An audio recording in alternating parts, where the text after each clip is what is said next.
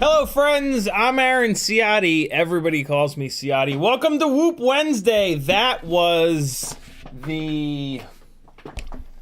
Hold on, which rig was that? I think that was the 0802 75mm rig. 0802. Yeah.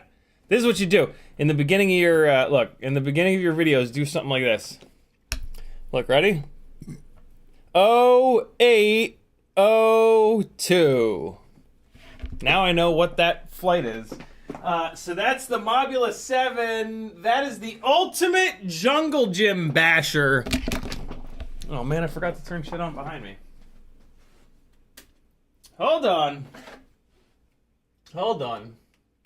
I always forget at least one thing. That is the ultimate jungle gym basher, which is basically a Mobula 7 1S ELRS with a motor swap. I mean, technically I've got a different camera and canopy on it, but you don't really need to do that.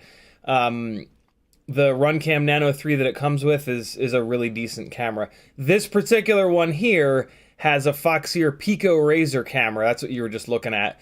With a McStinky mount. I've got a ton of the McStinky mounts if you don't have a 3D printer or you just don't want to go through the hassle. let me know and I'll send you one. You got to buy a sticker though. But that kind of covers shipping and whatnot. Yeah, the big change, the only real change, realistically, to, well, two changes, I guess. Two significant changes to this versus the regular Mobula 7 ELRS are the motors. These are the tinywhoop.com iGao Special Edition 0802 27,000 kV motors, which have a 1.5 millimeter motor shaft. That's why it's so durable. And then BT 2.0, the batteries that I'm running are the WeBleed FPV 450 mAh BT 2.0 batteries. But that's it, man. That's really it. It's like almost a completely stock. It's a very lightly modified build. And good lord, it really is the king of the jungle gym, yo. It's incredibly durable, so you can just like really push hard and just bounce off of stuff left and right. And then, yeah, it's not very expensive. Yo, more importantly, can we talk about this? This is the most meta shit ever. This is an Oreo with Oreo flavored filling. Or cookies and cream flavored filling. This is like a person with another person inside of them. And that shit's crazy. Can I get an amen, ladies? Lady? No, there's no ladies. Yo, these are really good. This is really good. I do not like Oreos that have more than the standard Oreo amount of filling. But with these, the filling the filling tastes like the Oreo. So they kind of get away with it. The other thing that I like about these is you can eat one of these things and you're like, good. With the regular Oreos, like the absolute bare minimum is like 30 to 40 of them before there's any chance of me stopping eating them. So for you aging folks that, like me, if you eat 70 Oreos, you will shit black for a month. Get the most Oreo. It's a limited edition though, so I'm actually, I have a feeling that you're not gonna be able to get it. Why is the chat not working? What's happening here, YouTube? I just realized that the chat's not working. Am I even streaming? What's happening? There's the chat. I had to refresh. Pop out chat. Open this up a little bit. Let's switch from top chat to live chat. And Freelojo was first. Danzilla Terrible was next. Titan, Eva FPV, Freelojo again. I am Gross98, John Goblin, Freelojo, McMucus, Eric Mo, Steve O, AR Dub, Brandon Woodford, Fractalize, Rockcrawler, Grizz is in the house, Manjaro Black, Frank Nicholas, Layman Board, Riot 9, Northern Tier, BH Hitting. We're gonna leave it there. If you want the gangly, oh god, why? If you want the gangly man to read your name, you gotta come into chat early. You gotta be on time, god damn it. Just like with all things in life. Look at this. Look what CMYK did, yo. He, like, not only did he design this, but he ordered these and then shipped me the whole stack of them. He was like, yo, I hope you can sell them. If you want this really cool little sticker sheet here, send me some money.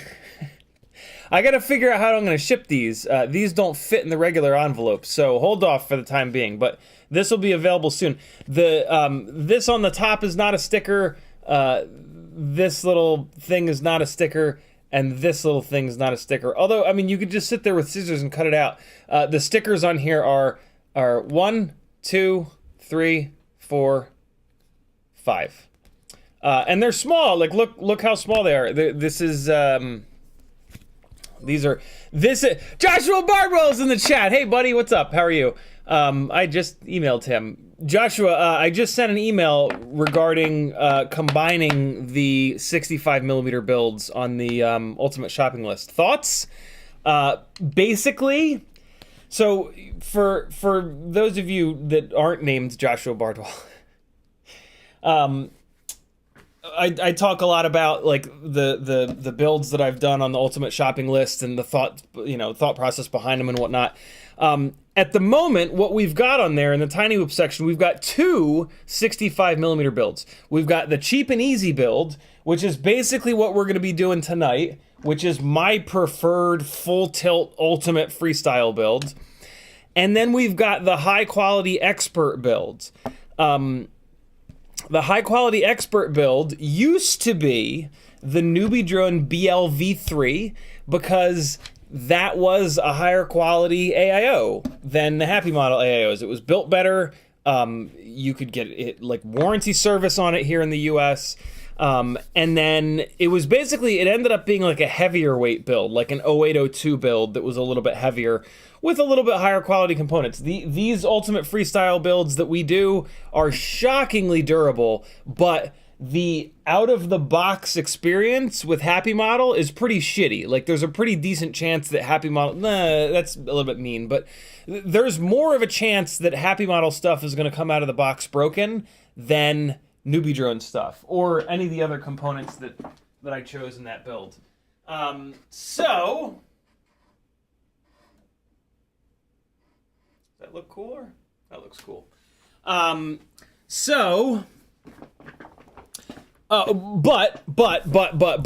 the NeBeeDrone Acro-B BLV3 is no longer available. It has been replaced by the BLV4, and at the moment, the BLV4 is a little bit of a mess. NeBeeDrone is being amazing. Kelvin sent me another one.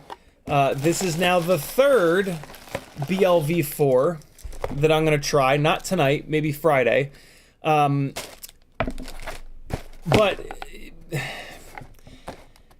yeah, hopefully they get the BLV4 stuff straightened out, but now that we've realized that the OSD kind of makes the video a little bit muddier than with every other AIO that uses the old school OSD chip, as we've talked to death about, I just don't think that a high quality build can have that. If you're going to spend extra money and do a high quality build and then the video is not going to look as good as the cheapo build, like, what's the point? And I mean, it's analog, so like analog already sucks. So like, right? So the NeBeeDrone AIOs are out. Well, the T-Motor AIO blew up, and it doesn't have a current sensor on it. So it's kind of like, and it doesn't fit in any of the Tiny Whoop frames. Yes, it fits in the fractal frame, but still, it doesn't have a current sensor, which is kind of silly. The Betaflight AIOs don't have a VTX built in, which is just insane. Like, there are other AIOs with the VTX built in, and it just makes the build so much simpler and so much lighter. And the lightweight is one of the magic things about this Ultimate Freestyle Tiny Whoop build. So, in my opinion, the high quality build should kind of go away, and we should change the name of the cheap easy build to just the 65mm freestyle build. So what the website I'm talking about is Joshua's website, fpvknowitall.com, and in there, what I've been working on with Joshua and David and Eirik for the last, 6 months, 8 months, is like what I primarily do is parts lists, and I write a lot of the copy, the text that's in there about the different builds and some of the products. So on Joshua's website, there's the USL, the Ultimate Shopping List, and in that Ultimate Shopping List, there's a Tiny Whoop section. In the Tiny Whoop section, right now, we've got the cheap and easy 65mm build, the expert 65mm build, the full tilt race 65mm build, and a 75mm. The 75mm build is up there, and I just submitted a Trello card with a complete revamp of it, which took forever, but it's really, really good because it lands you with basically the rig that you guys were watching in the opening there, which is just... I am so happy with that Mobula 7 ELRS 1S build now with the bigger motors. bouncing around jungle gyms. It is so fun. Like, and there are jungle gyms everywhere. Every single like half decent. Basically, it's this: every single neighborhood with an HOA, which is like most neighborhoods, they will almost always have a jungle gym, and it'll be a completely different jungle gym to the neighborhood next to that one, and the neighborhood next to that one, and the church down the street, and the school down the street from there. So like, there are just these jungle gyms everywhere here in the U.S. Where that 75 millimeter build, and to be honest, even the Ultimate Freestyle 65 builds are fucking animals. These builds are animals on those jungle gyms. The builds are durable as hell, so you can really go for it and just throw it at all the metal pipes and it'll survive. And now we've got motor and prop and battery combinations that make good power so that we can do Matty flips and power loops and dives and all kinds of stuff. And it's really like next level. I mean, like, sure, you don't get HD footage that you can show off, but like, I think we're kind of past that, you know, like the whole I have to have HD footage thing. Like, sure, for cinematic work, absolutely. But like, you know, we're like, I feel like for a long time in FPV, you had to have HD footage because like there were a lot of big name pilots that were putting out a lot of edits with HD footage. Well, now there kind of aren't any. Like, they're like, nobody's really putting out edits anymore. And we've kind of seen everything that we're going to see from HD footage. So I get as excited about fucking analog DVR footage at this point as I do Hero 11 footage. And quite honestly, with the way that remote ID is going and the FAA is going,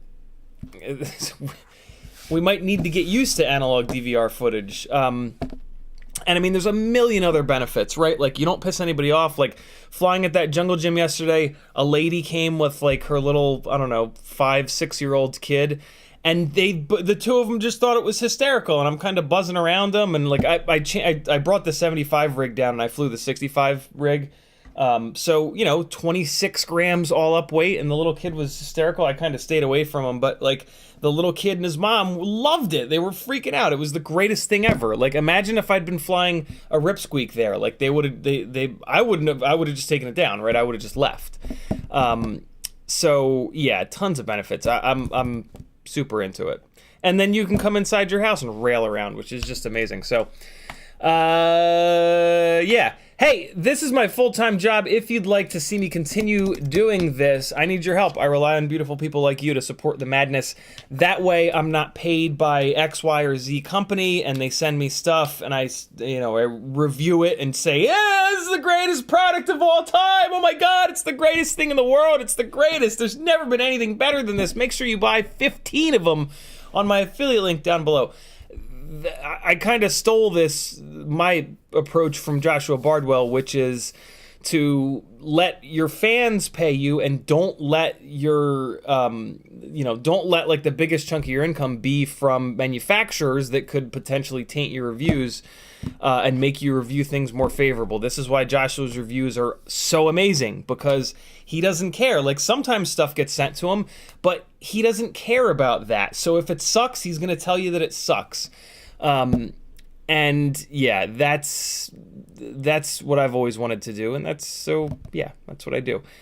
You guys are my main supporters, and what you want is honest reviews. So when I get something that blows, I tell you that it blows, and I show you why it blows. And if the company wants to send me another one to see if the one that they send me doesn't blow, like T-Motor is doing, they're going to send me another one of these AIOs.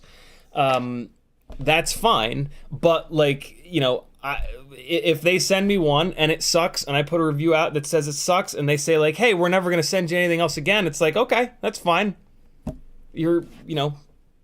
I'm not like sponsored by you. I'm not beholden to you in a way that I'm going to lie to my audience because I need you to send me more stuff.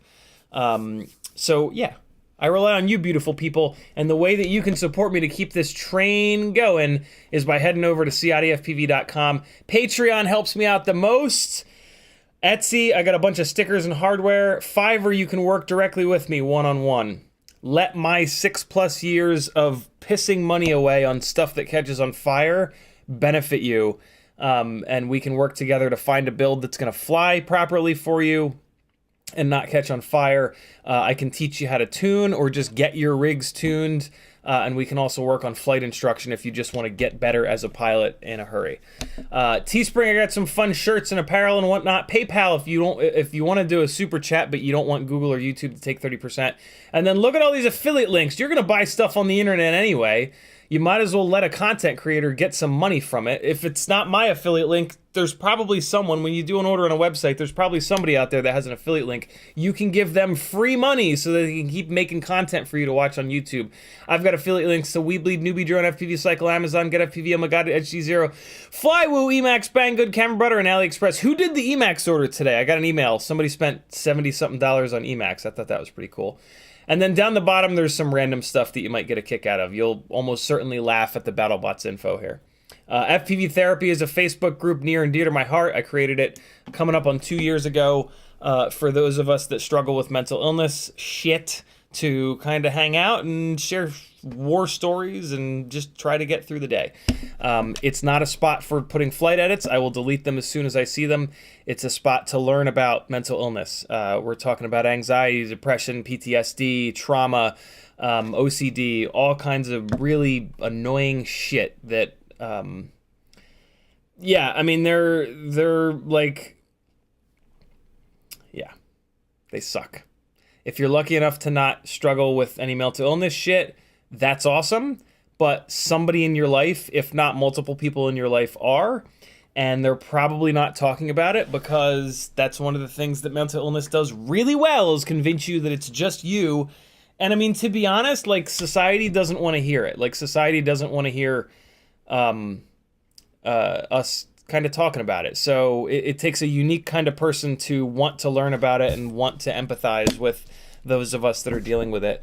And if you're hanging out here with me, you're probably one of those people, because, yeah, I don't know, you just are. So head on over there, learn something, and you'll know what to kind of look for. Like, if you've got a friend that cancels on you more often than you'd like, and, like, you know, chances are they got something going on. And if you, like, kind of bring it up with them and let them know that you're a friend and that they can talk to you about it, that's going to mean an awful lot to them. Like, I kind of can't explain to you how much that means to have friends in your life who don't have mental illness but are actually willing to hear about it and know something about it. It's a really, really, really big deal, and it makes those of us that are going through it feel much more kind of accepted and normal, and yeah, it's a really big deal. So learn a little bit of something about it. The other way that you can learn about it is here on YouTube. Subscribe to Healthy Gamer GG. Healthy, Healthy, Gamer, GAMER, it is an amazing channel that will just teach you about how your brain works on top of, like, mental illness stuff. So check it out, man. It's your life. You got to work to have a really good life, and this is one of the easiest ways that I've found to kind of do that, whether or not you've got mental illness shit. Or if you've got kids, you can learn an awful lot from Healthy Gamer about what they might be going through. It's arguably my favorite channel here on YouTube. So check it out. In the chat, if you want to talk directly to me, all you gotta do is type CiottiFPV. If you do that, it'll light up an orange, and I'll know that you're talking to me. Otherwise, I'll assume that you're speaking to each... Oh, God, I almost threw up. To each other. Joshua Bardwell with a $10 super chat. Thank you so much, homie. I hope he's still here, hanging out. Always love when Joshua hangs out on my streams. Titan tagged me and said, "What's up, homie?" Brandon Woodford says, "Hope your night's going good." It's going all right. Nightcrawler says, "Hey, Ciotti." Rockcrawler rather says, "Hey, Ciotti." My wife loves the new Whoop. She's been flying Tiny Hawk 3 and says it blows that away. Thanks for sending the stickers too. You're certainly welcome, Rockcrawler. Rockcrawler bought the first of the live auction Tiny Whoops that I've had here on the channel. I've done 2 of those so far. This over here is going to be the 3rd one. This is going to be the ultimate Freestyle Tiny Whoop, and this is going to be the 3rd live auction. We're not doing the live auction tonight because the damn thing's not even built yet.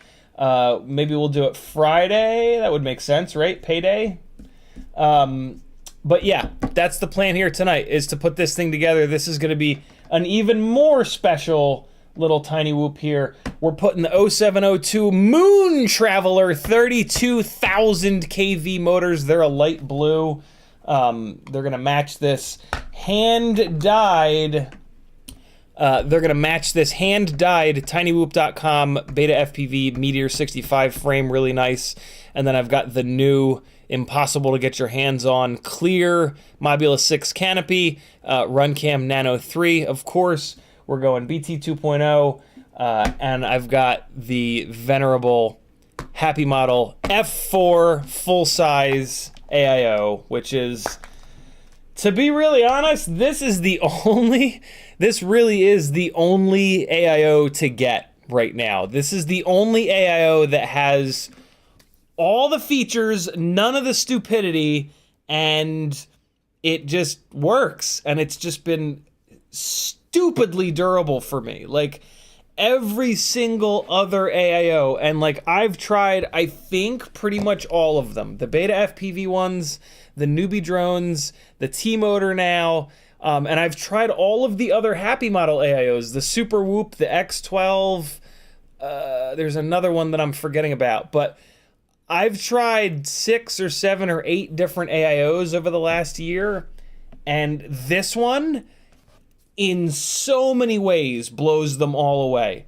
ELRS on board, durable as hell, clean video signal with no OSD weirdness, regular motor plugs, a camera plug so you don't have to solder your camera down every time. Basically, with this AIO, the only soldering you're ever going to have to do is BT 2.0. You're going to solder on a BT 2.0 lead, and then you're done. You're going to plug the camera in, you're going to plug the motors in, and that's it. You want to test a different camera? Fucking plug it in. Hopefully it comes with the right plug.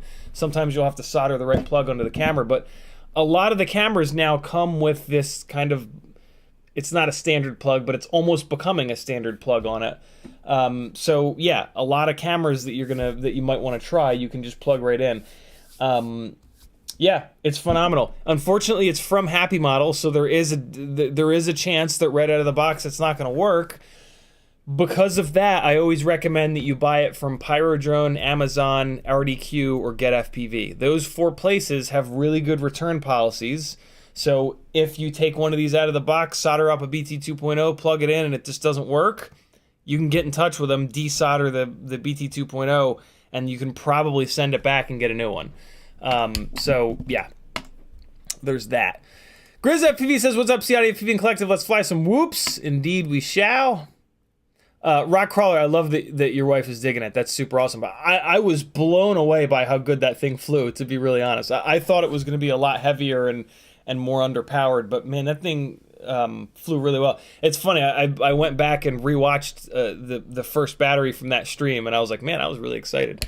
Hey, speaking of rewatching stuff, one of the big perks of joining my Patreon is you get full access to my Discord.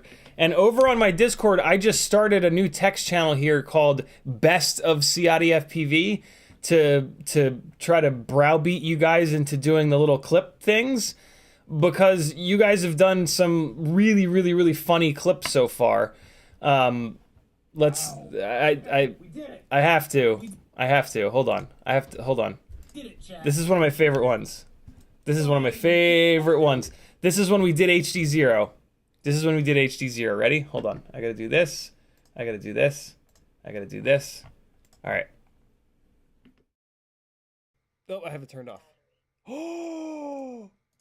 Oh shit, we stream in HD0, motherfuckers. Oh my god, what a time to be alive. Wow. Okay, we did it. We did it, chat. We did. You fuck. Come. What? What? Come on. What? Yeah. Come on. What you? Can't you just? What? What? What? No. Can't you just put just this one time? Wait. Oh, it can't. What? Well.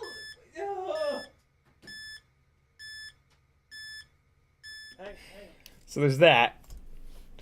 This is a good one too. I like this one a lot.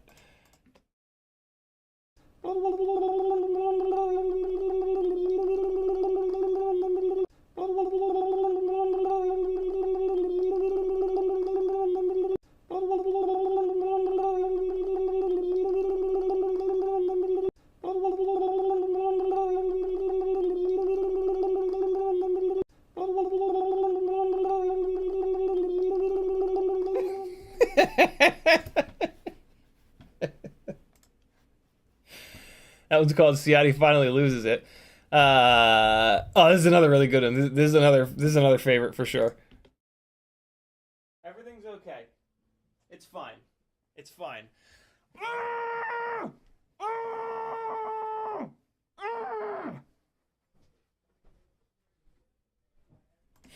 That's a quick one. That's a quick one.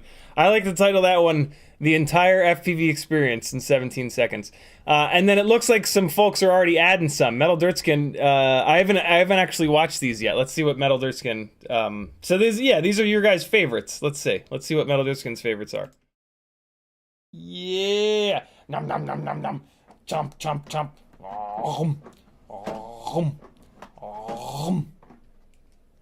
Yeah. Nom nom nom nom nom. Chomp chomp chomp. You're gonna see on this other rig that we're gonna get a little bit of wobble there. So let's just fly this battery. Oh, we're playing some drums. I just wanted to hit the snare drum, but I hit the snare and the cowbell. Oh boy.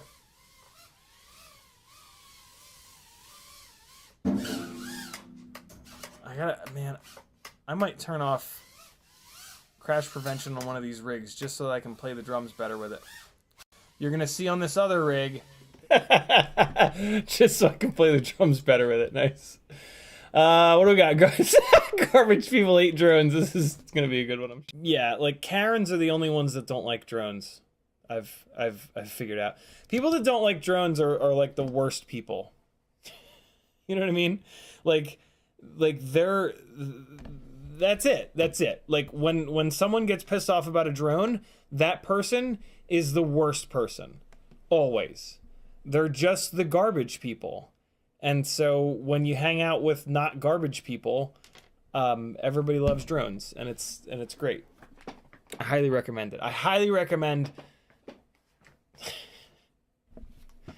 staying away from garbage people. Yeah, like that's another good one. Which direction? What's this one? I'd be like, well, which fucking direction does it go? I don't. Fuck. I'd be like, well, which fucking direction does it go? I don't. Fuck. I'd be. All right, one more for Metal Dirtskin. Isn't that great?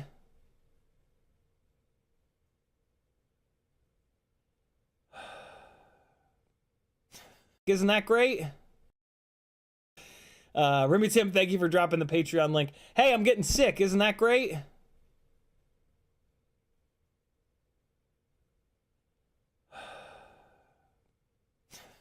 The past 2 mornings I've woken up and my throat hurts a little bit worse each day. C-Mac says gold. Let's see what it is. Making all kinds of horrible noise up here. I was trying to not crash up there.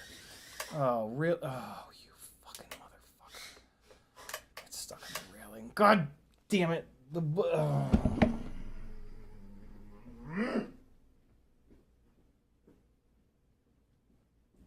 Making all kinds of horrible noise up here. I was trying to not crash up there. Oh, real? Oh, you fucking motherfucker. This is the best idea. This is the best idea I've ever heard. This is the best idea I've ever heard. Getting to see what you guys find is, or like the favorite little. So the clips are only 1 minute, right? So getting to see what your guys' favorite 1 minute clips are is my new favorite thing, apparently. Yeah, that was very loose. Very, very loose. Just like my ex-wife.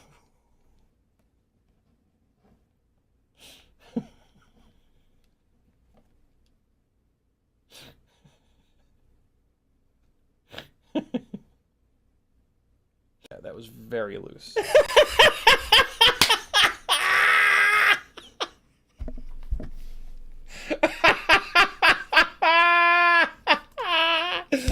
Oh, yeah, I be talking some shit, bro.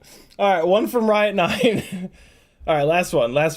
Hopefully, I don't know. Maybe this is just funny for me. I should probably just do this on my time, right? Maybe you guys like it. I don't know. Thanks for hanging out, friends. My name's Aaron Ciotti. Everybody calls me Ciotti. Head on over to CiottiFPV.com. Click all the buttons, and I'll keep doing these wild and wacky live streams.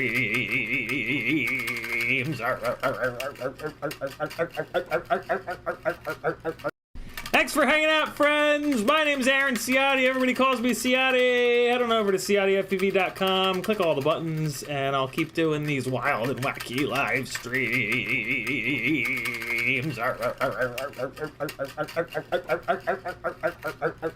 Thanks for hanging out, friends.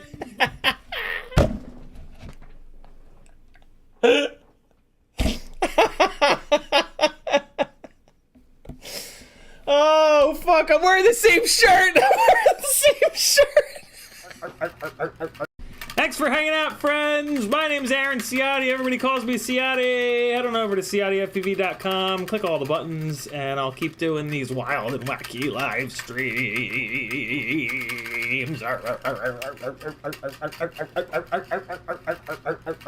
Thanks for hanging out, friends. My name's Aaron Ciotti. Everybody calls me Ciotti. Head on over to CiottiFPV.com.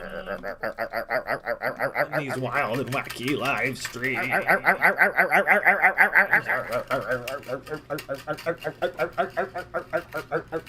Thanks for hanging out. What are the fucking odds? Oh, God, what are the odds? Well, about 1 in 30. That's about how many FPV shirts I've got. Oh, fucking hell, yo. Yeah, it's good stuff. That's good stuff. Oh, you guys are the best. So yeah, you can join the Discord for free. There's a link on CiottiFPV.com. And this best of text channel is in the free section. It's not in the paywall Patreon only section of the Discord. So yeah. Yeah. Yeah. Yeah. Yeah. Yeah. Yeah. Yeah. So yeah. Yeah. Yeah. Eva FPV in the house says pregnant Oreos, LMAO. It should be called the most pregnant Oreo.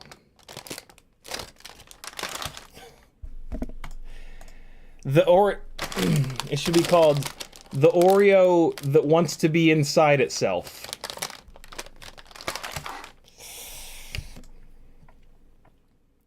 Thank you again, Joshua Bardwell, for your $10 super chat. Ram Donko says, Curve 1, it worked for a bit, I think. CiottiFPV and hi. I don't know what Curve 1 is.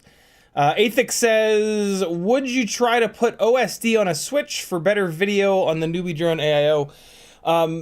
Yeah, so that I have that set up. And it definitely helps, but like, man, I don't know.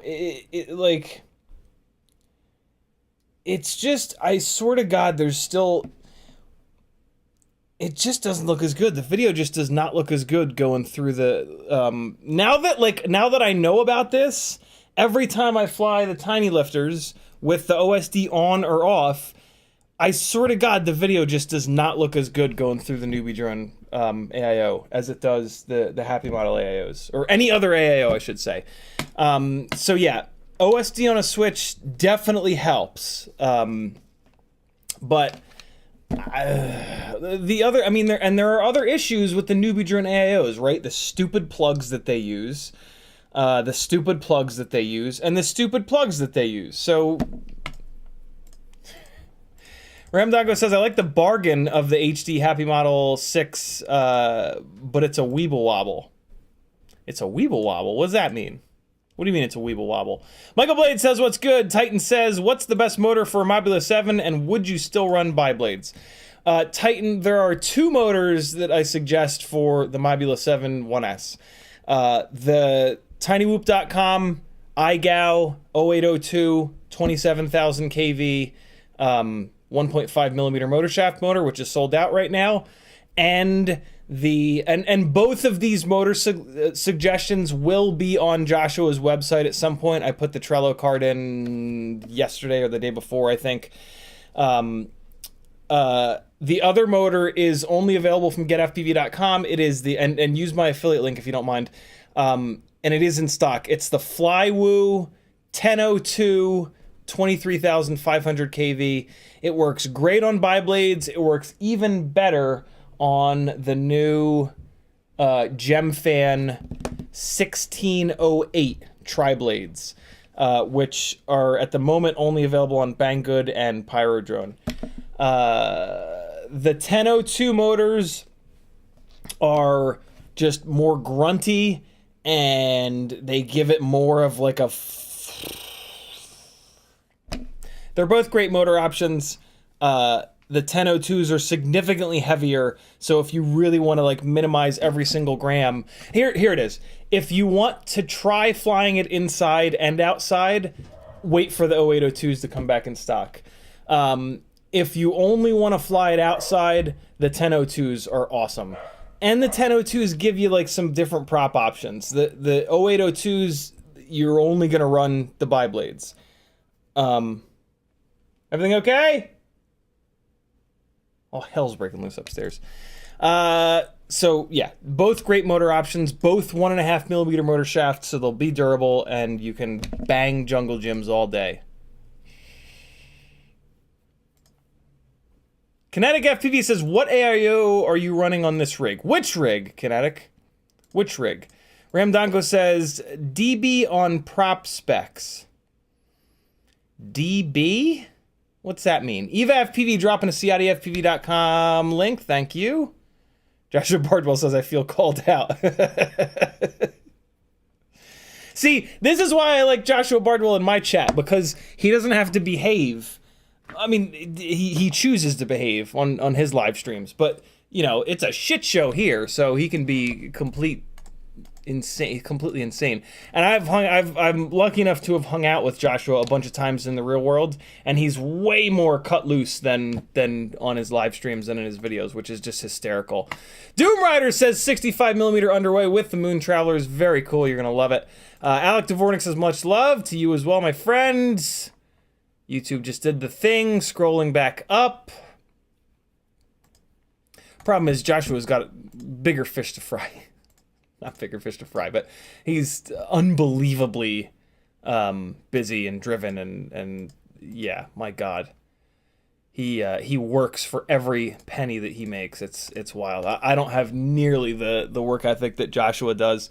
In fairness, though, I also have some pretty serious mental illness shit that needs to be respected. Like when I try to work 8, 9, 10, 11 hours a day. It lasts a couple of days, and then I burn out to a point where like I'm just crippled, and then the next few days I can only work a couple of hours. So like that's one of my least favorite things about depression and anxiety specifically, is that like it's just very limiting. Like it's there's so much more that I want to do, but like I can't. Like I can't allow myself to, because I can only burn really hard for like a few days, maybe a week or two, and then it just all comes crashing down. And when it comes crashing down, it's like really, really bad. And it's really bad for like everyone around me too. And that's not fair. Like it's not, yeah, it's super annoying. Hello? I hear someone on the steps. I'm excited. Who is it gonna be? Oh my God, what the hell? What are all these boxes? These for Rob Axelson. What? Of them's for Rob Axelson. What in the world? I thought I'd do a special delivery. Thank you. Oh my God. Yeah, your packages have arrived. Let me see the picture.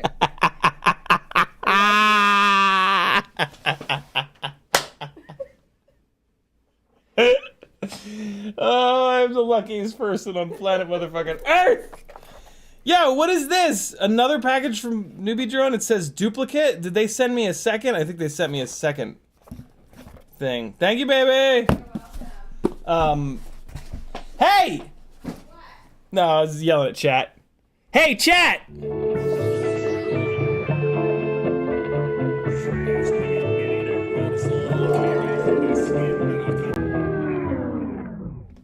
Hey, I stole that from Mighty Car Mods. If you're even remotely into cars, check out their channel. It's one of my favorites on the internet. I messaged them to ask them permission to use it, and they didn't get back to me because they're a huge channel. So, but I think that little thing is short enough where it doesn't get copyright donkeyed, because I've used that a bunch. But yeah, show Marty and Moog some love and check out their channel. You're going to love it. Even if you're not into cars, you're probably going to love it because they're just hysterical, really good dudes. Moog struggles with mental illness as well, and they're a very successful channel, and they don't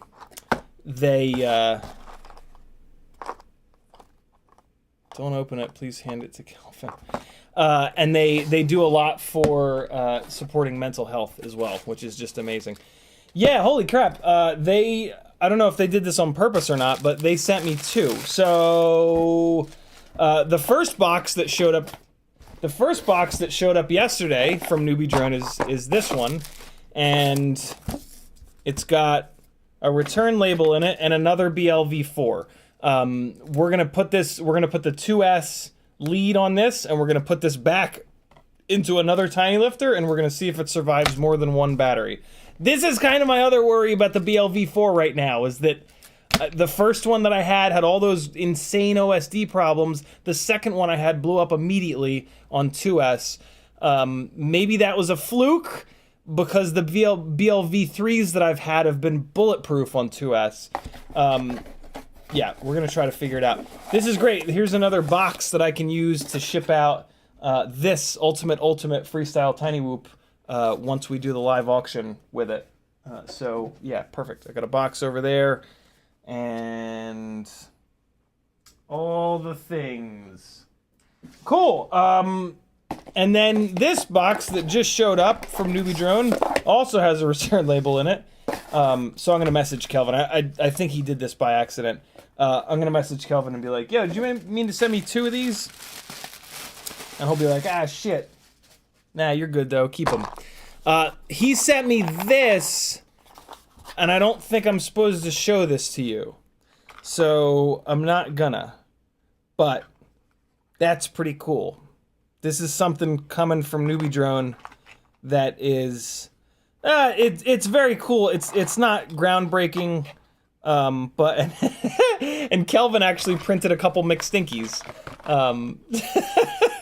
I told him about the 3D printing competition, and he's got a resin printer. They have a resin printer there. And I don't know if he actually wants to be in on the competition, but I was talking about the McStinkies, and it looks like he printed a couple. That's awesome.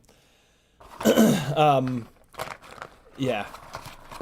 Kelvin's great, man. Dalton is great. NeBeeDrone has a lot of really, really, really good people working for him.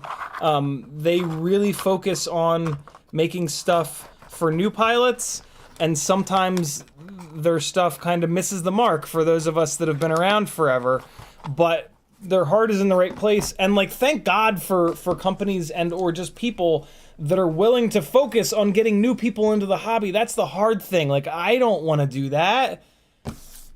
So I will never, ever, ever be like, fuck, NeBeeDrone sucks, man. Yeah. Like that. No. Like that is very close-minded and very silly. If a company wants to focus, like Emacs, like NeBeeDrone, if a company wants to focus on new folks, oh, thank you. Ooh, thank you so much for that. Like, let's celebrate that company and not be donkeys towards them. Because nobody likes a donkey. Well, I mean, somebody does. All right, so blown up BLV4 going back in the box. And every step of the way, like talking to Kelvin, he's like, yo, can you send me the one with the wacky OSD back so I can check it out? And then with this one that cooked, he was like, yeah, can you send that back to me so that I can see what the hell happened? That's, Happy Model ain't doing that. Happy Model is not sending prepaid labels to send blown up components back to them so that they can tear them apart and see what failed and make it better. Admittedly, I would I would love for that process to happen before a product gets released, but welcome to FPV, yo. When you're a niche within a niche within a niche, and this is not just an FPV. This would happen in motorsport as well. When you're talking about like small batch stuff, from made by small companies, they just can't afford to send out 100 of them and wait 6 months for them to be tested for feedback. They gotta, do their best with a couple up front and then send them out. And then if they're willing to listen to feedback, like that's the best that we're gonna get. So yeah, let's appreciate rather than don't hate, appreciate. Fuck.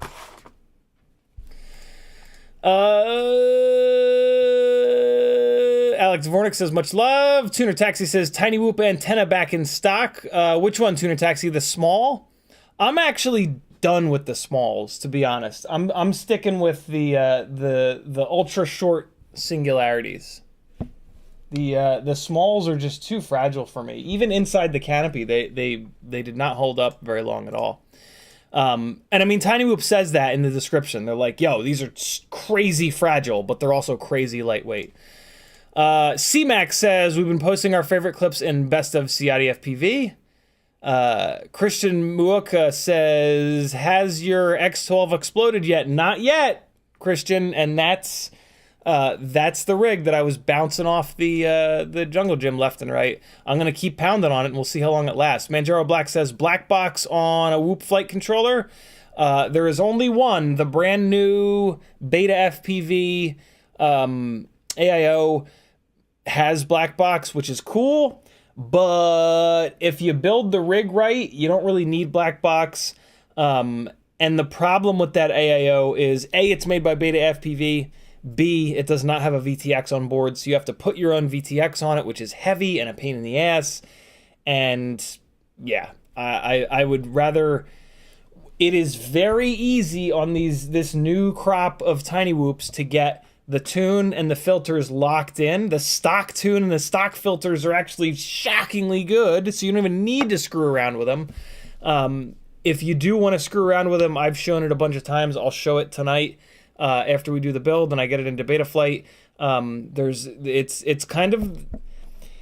It's the standard filter reduction. You take the gyro filters and you pretty much turn them off, or move the gyro slider all the way up, the gyro filter slider all the way up to 2.0, and then you take the D-term slider and you can very easily move that to 1.2, and then on the PIDs, you just move the master multiplier up, and eventually you're going to move it up to the point where the rig starts acting funny, and then you back it off a little bit and you're done. Like, it's just absurdly easy, and nobody should be afraid of doing that. It's a couple of sliders and you're pretty much done. You can get RPM filtering going on them very easily, or you don't have to. With or without it, it still works really good. So black box on a Tiny Whoop is interesting, but not really necessary, to be honest. Cold Front and Penguin says, when flying, what would make my video cut in and out randomly? Could it be the GNB27 connector, not solid connection? Maybe, but I doubt it, because that would grenade the whole rig. Like, just video wouldn't cut in and out.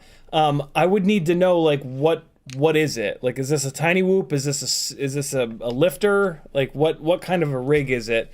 If it's a Tiny Whoop, you said GNB27, so I'm going to assume for the moment that it's a Tiny Whoop. If it's a Tiny Whoop with a VTX built in, it's the AIO dying. One of the main things that I hate about AIOs is that there's no troubleshooting them. Like, your video starts to cut in and out, the whole AIO is done. Like, there's like just nothing you can do unless you have a microscope and a hot air station, which nobody does. and even if you have that, a lot of times you still can't fix it. Like, yeah, AIOs are just, there's almost nothing that you can do to fix them in most cases. So if your video starts acting weird, if the receiver starts acting weird, if an arm starts dropping, if the gyro starts acting up, the entire board goes in the garbage can. You have to buy an entire new board. So, and it happens a lot with AIOs because they're trying to cram a ton of shit on one 25.5 by 25.5 PCB. So, yeah, it's very annoying. If your GNB27 was losing connection, the whole thing would shut off more than likely. So I can't imagine that's the problem. Anything's possible, but I really doubt that that's the problem. So yeah, unfortunately, you're going to be getting a new AIO. EVFPV says you're too cute, LMAO. Tuner Taxi says gonna have to find the BattleBot videos. Right 9 says was that the first day you got DJI goggles? It wasn't the first day, but it was very early on. Kiz Bartlett says I've just had a great idea with one of those clips. I can't wait to see it. Titan says, how big of a difference does motor size do? Like, how should I think when I'm choosing a motor? Motor size has arguably the biggest impact on flight performance out of anything that you can do to any quad. When choosing a motor, your best bet is to look at what other really seasoned pilots are flying, because they've... And you want to look for... I don't know how to say this without sounding like an asshole, but you want to look for really good pilots. Pilots that aren't really good, in my opinion, are not good enough to tell the difference between a perfectly sized motor and a motor that's too big or a motor that's too small. So, yeah, look for really decent pilots. This is another reason why Joshua Bardwell's reviews are great, is because he is a good pilot, so he can tell the difference between certain things. There's an interesting thing that happens, though, for those of us that have been doing this a long time. We kind of have to pick. Are we going to be a really good pilot, or are we going to review a lot of stuff? Those two things do this, because when you review a lot of stuff, you're constantly flying something different. And one of the worst things that you can do in terms of getting better as a pilot is to constantly fly things that are different. One of the best ways to get really good is to fly the same thing over and over and over again, because then every single time you go to fly, you can't blame anything on the rig, and just the rig being exactly the same every time is going to allow you to focus on the little subtleties within your flying. So it's really tough. What you want to stay away from, though, are the handful of reviewers out there that... You guys know who I'm talking about.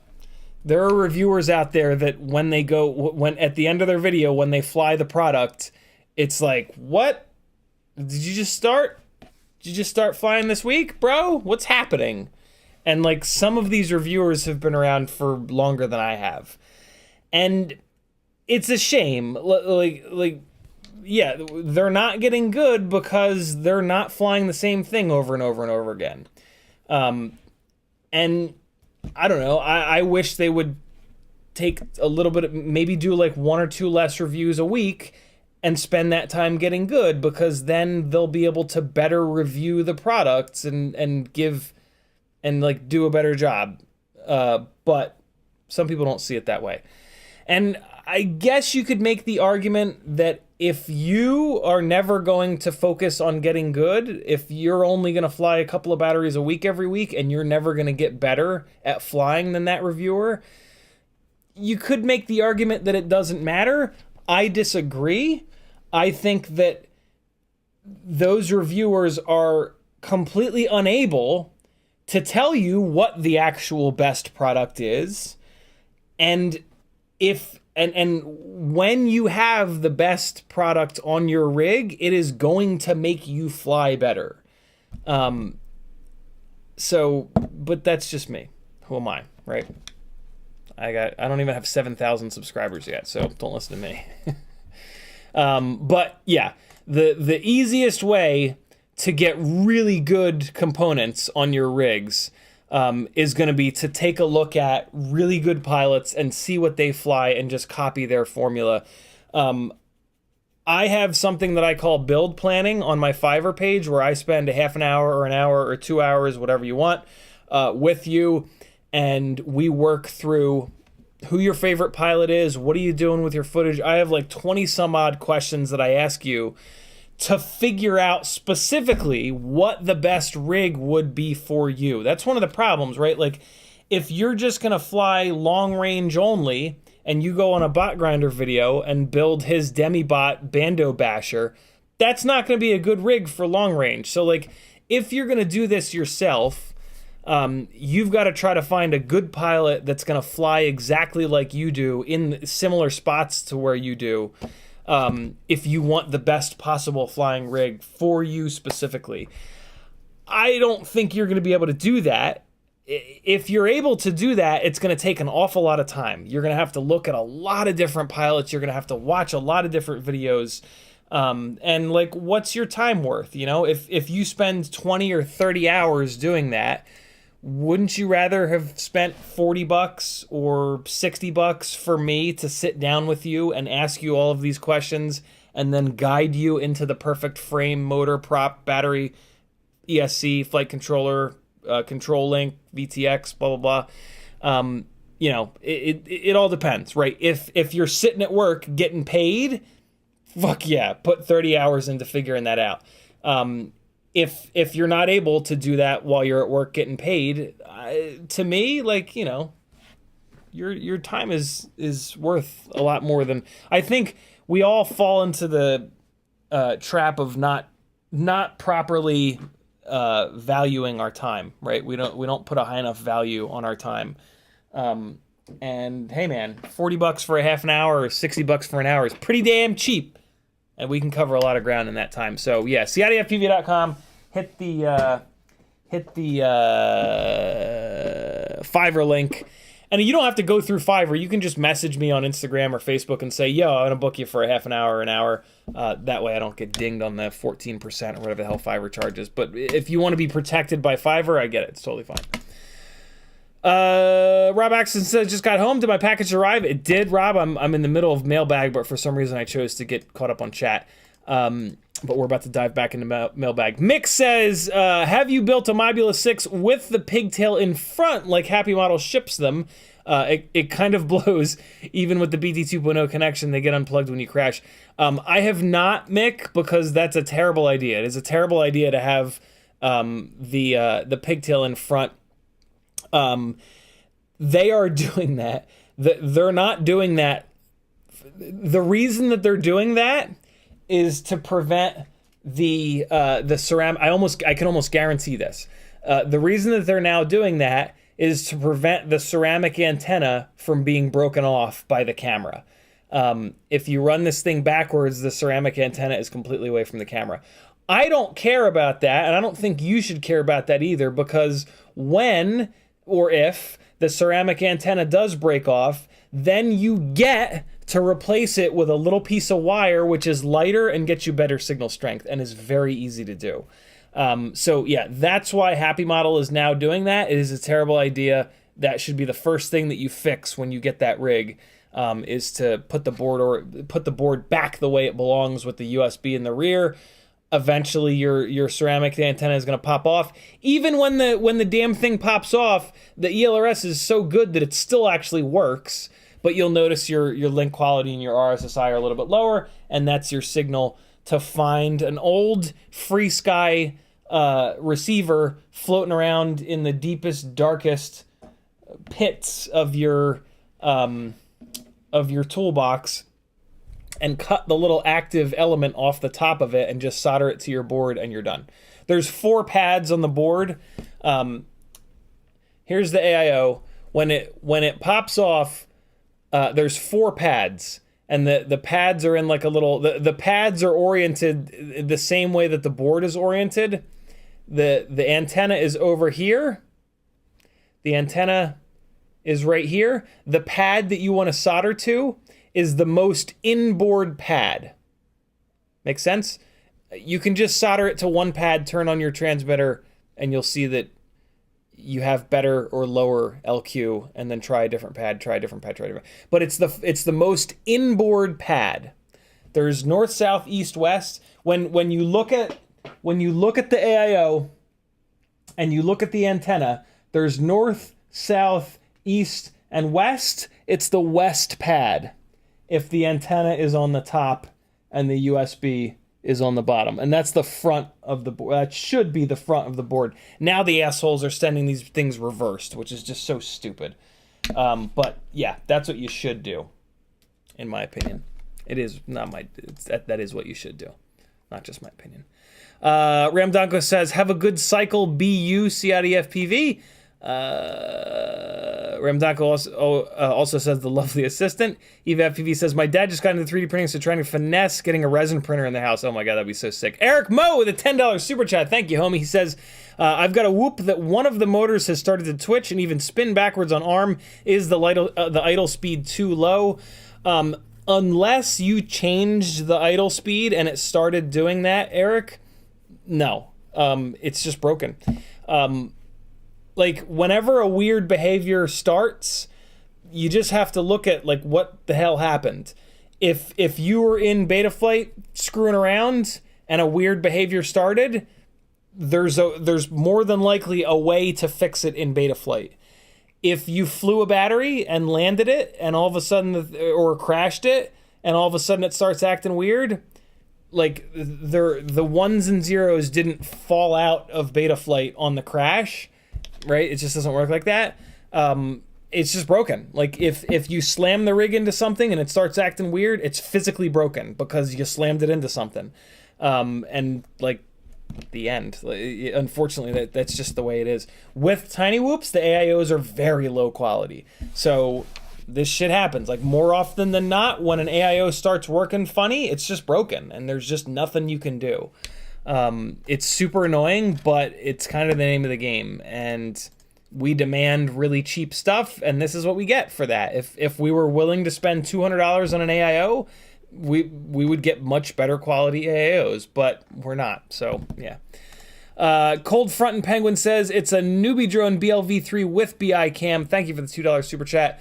I don't remember what the question was. Wait, no, I assumed correctly, Cold Frontin'.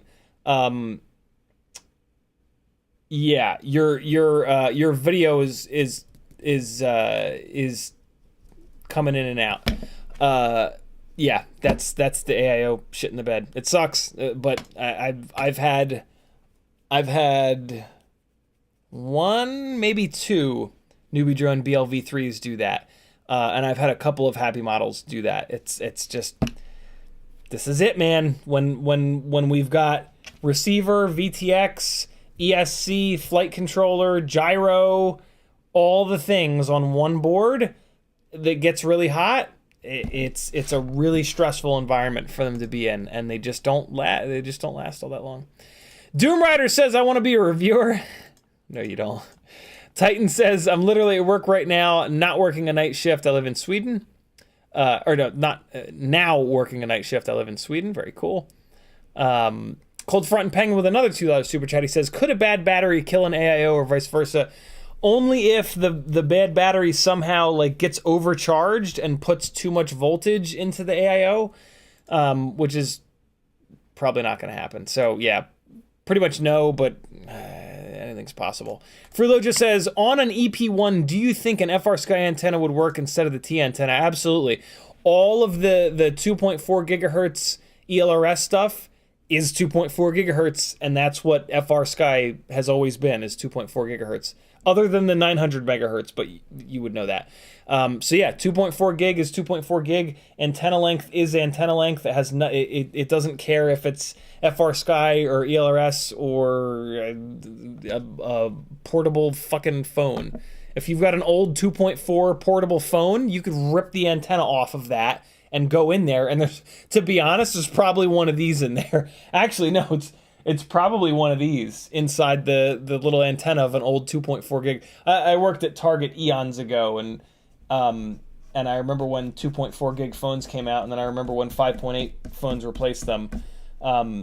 So yeah, 2.4 is 2.4. Or you can just cut a little piece of wire that's roughly this length. What you can do is go to the Google machine and type in correct wire length for 2.4 gigahertz. Yeah, correct wire length for bang, 28.8 to 32 millimeters long. Most are about 28.8. I think that's what these are. There's different lengths for, so there's like 4th wave and there's 5th wave. You always want to go in like, so here's a great little article from Oscar Liang, popping right up. There you go, 31.2. I think I saw a bunch of different, calculator antenna length, 31.2, cutting antenna and stripping. Oh, he's got a little tutorial on how to cut it and strip it too. This is great. Here you go. Here's what a couple of the different Frsky receivers have had. RXSR is 23.5, X4R is 33.2, XSR is 26, XM Plus is 23. This 26 is a little weird. There is also a, so here we go. Here we're talking about the different wavelengths. Oh, I didn't realize the different wavelengths were related to the length of the shielded part. That's interesting. I thought the different wavelengths were related to the unshielded part. That's pretty interesting. But yeah, I mean, this article will give you lots of good info. Or just take a little piece of wire and cut it to 31.2 and it'll ish, because you won't be able to get it exactly there, and you're going to be completely fine. The ceramic antenna, the ceramic towers are just shit. They just don't work well. So yeah.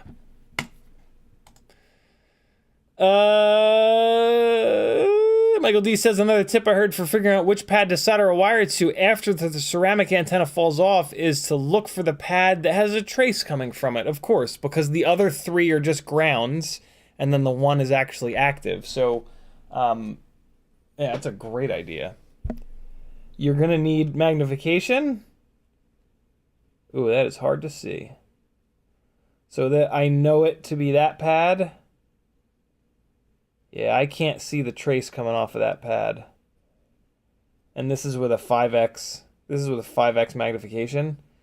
So yeah, you're going to need more than 5x magnification to do that. Most people don't have that. So that's a tough one. But yeah, if you can see a trace coming off one pad, that's the one. Raz says, I'm looking into building a new whoop. Is this build you're doing something I should take notes from? Sorry if you answered this already. Raz, your best bet is going to go to Joshua Bardwell's website.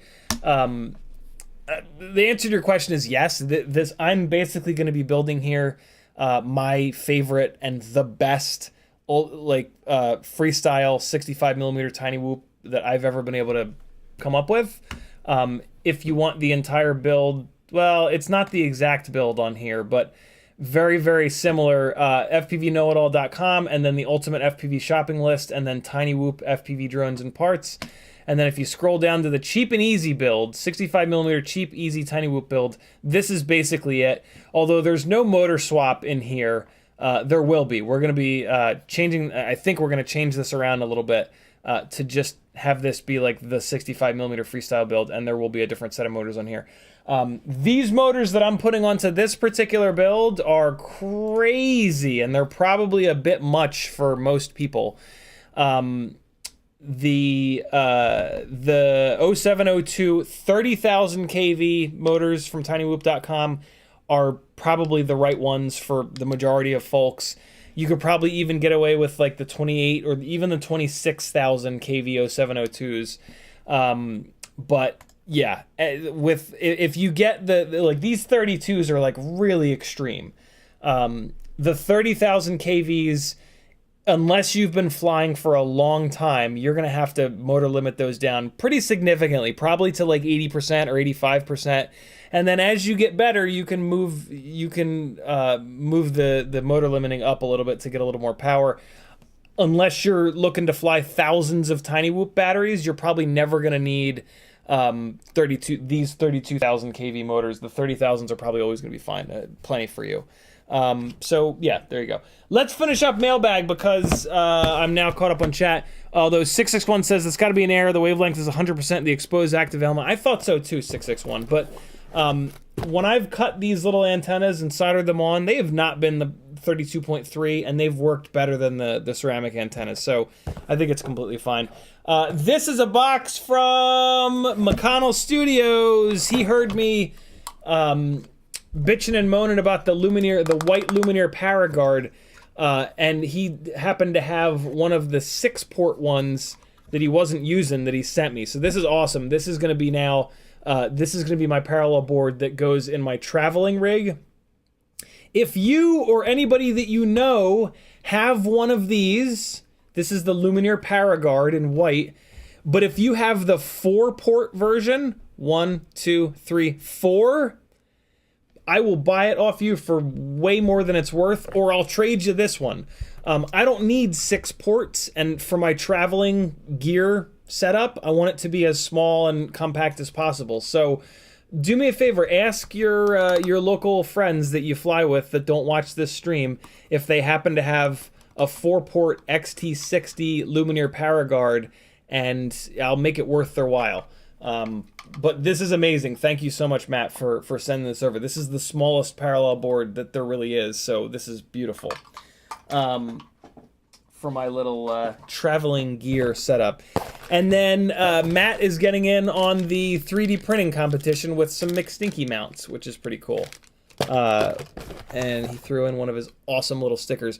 McConnell Studios on Instagram. Follow him. You're going to love his stuff. He builds the most gorgeous 3-dimensional lit up sculptures that I've ever seen. It's really, really cool.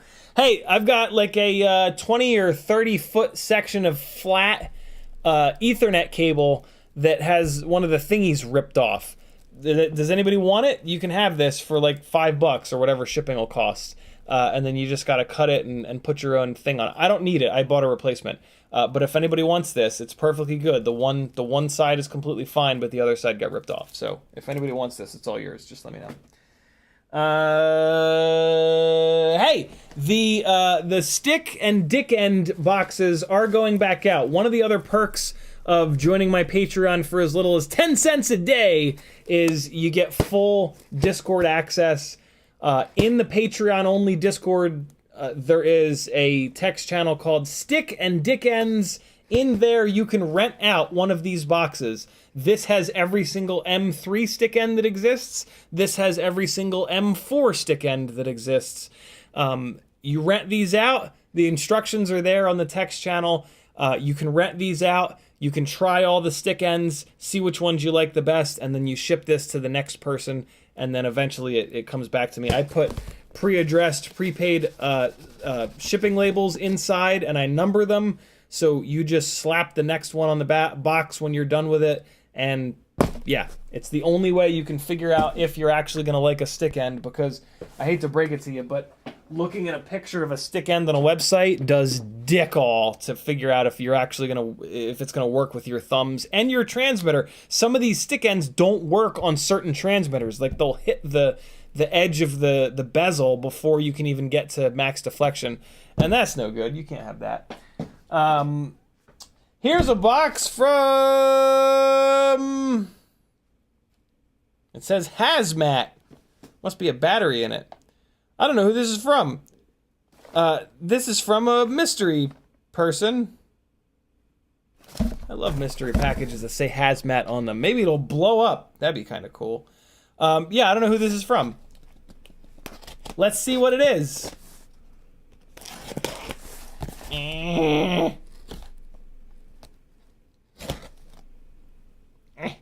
Get in there. What is it? What's in here?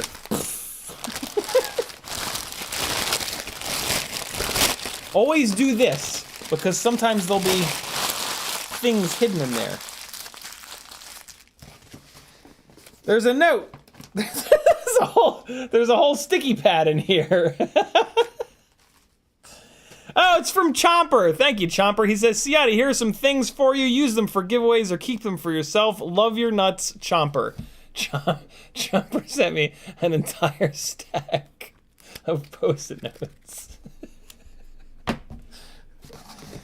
Oh man, there's a bunch of cool stuff in here. Oh, so Chomper totally got in on the around Christmas time. NeBeeDrone had a special deal where they were selling like 5 multicolored cockroach frames for like $10, and Chomper totally got in on that deal, and he used the clear one, and then he didn't use the yellow, black, pink, or blue ones.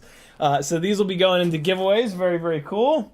I'm actually going to leave this somewhat put together here. Here is a Runcam Phoenix 2 Joshua Bardwell edition. Very cool. That'll probably end up in a giveaway as well. Dude, Chomper, thank you, brother. This is very cool. A lot of times, some of our long-term viewers, fans, whatever you guys want to call yourselves, will have like a bunch of stuff that you keep meaning to sell, but don't have the time or patience to actually sell it and deal with people on Facebook Marketplace. So they'll just pack a bunch of stuff up and send it to me and say, here, it's all yours. Do whatever you want with it. Which is awesome because I then use the majority of it for giveaways and give right back to you, beautiful people. So, yeah, we got a nice long Lumineer Axie antenna. Perfect little giveaway item. And, ooh, this is a nice antenna. This is a long Singularity SMA. Oh, one of these little Tiny Whoop sandal boards. This is super cool. I have one of these, so again, awesome little giveaway item. Panda RC looks like MMCX to SMA adapter. That is great.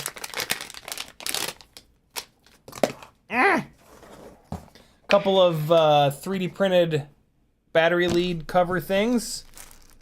Ooh, the little GetFPV narrow foam landing feet, which are silly expensive. Oh my god.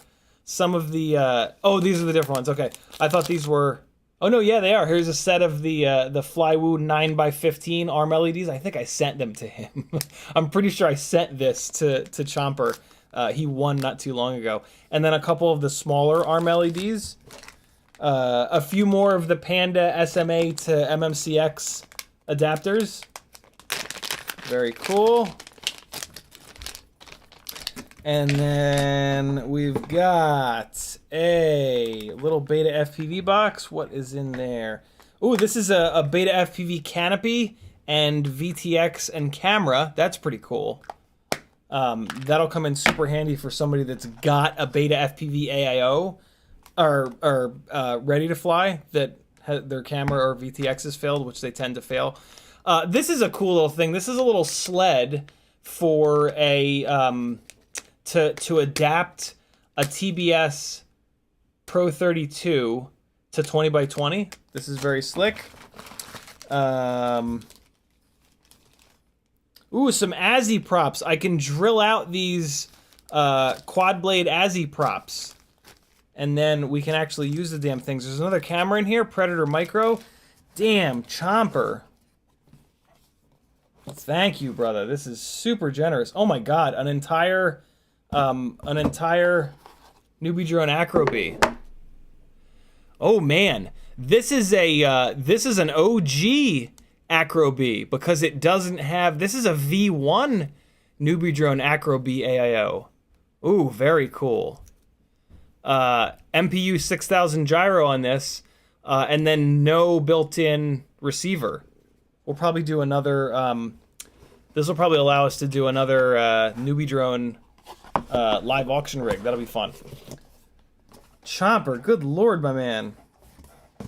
Super, super, super generous. Some Nitro Nectar Gold batteries, a whole bunch of Nitro Nectar Gold batteries actually, and then some GNB batteries, and then ooh, a little Nitro Nectar charger.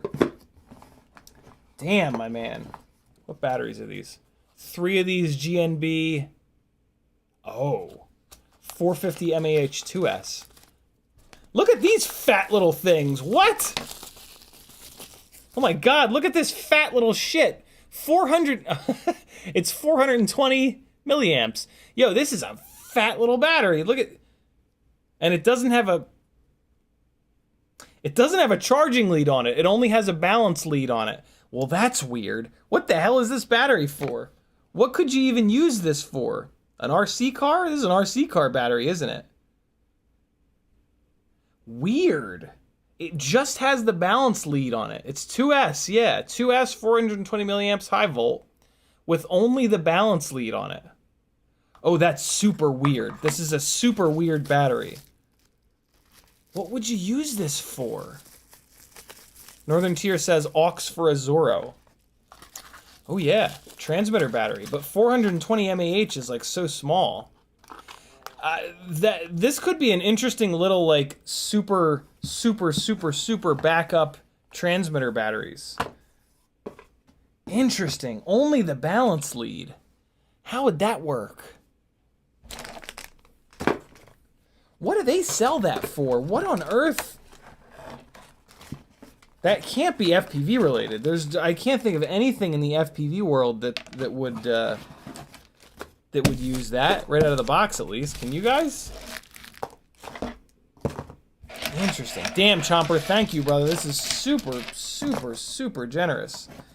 This will really help out with the giveaways to keep the.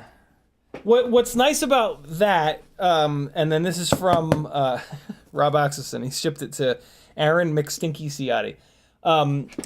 A lot of like those little tchotchkes are really nice for the giveaways because like I always like the only giveaways I've ever won in my life have been for stuff that like I don't need. So I love to do the giveaways with like a main item, like a set of motors, but then a whole bunch of other stuff. So that like worst case scenario, if you don't need the main item, maybe there's something else in there that you do need, and you can actually use. So. Yeah, I always dig that. Rob Axelson says, some assembly required. Look in the bag. The selector for your sim is in there. Battery's not included. Stay safe, Rob.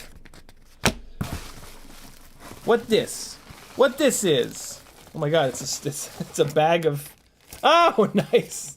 It's a bag of 3D prints, complete with spaghetti. Look in the bag, the selector for your the selector for my sim rig. That's right. I remember Rob told me. So, nice. This is awesome. This is a very specific little piece for my sim rig that's going to make my life way better. Thank you, brother. This is Rob Axelson's entry into the 3D printing competition. Rob was having the McStinky mounts are very challenging to print. And Rob was posting on the 3D printing Discord channel like, fuck this is bullshit. This thing's so hard to print. And he said he was gonna throw a bunch of his fucked up prints in here, and boy did he ever. There's some chaos up in here.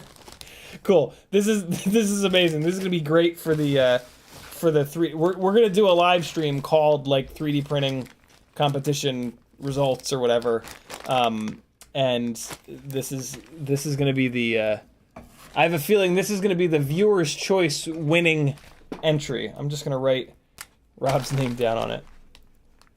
Rob Axelson. Very cool. This is a bag full of struggle right here.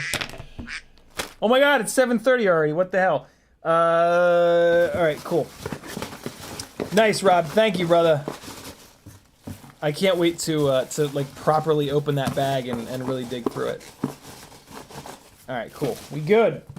Mailbag that and thus concludes our mailbag of the week. Some assembly required. Batteries not included. Those commercials talking about batteries not included. Good Lord. What's up, Kevin Sumner? Northern Tier says, trying to remember if you had soldered up an ELRS receiver to a NeBeeDrone V1 board. I had indeed. That was the rig that we live auctioned, the very first live auction rig. Got a brand new V1, thinking about swapping NeBeeDrone's receiver for an ELRS EP. Yep, do it, Northern Tier. It's basically a 1 gram weight penalty, but it's well worth it because you'll have a link that's fast and works. Kiz Bartlett put a clip in the live stream lives. I didn't know if it would fit the best stuff. Don't worry, there's no music. Yeah, you can always put stuff in there. That's fine. Live stream live. CiottiFPV peas in a pool.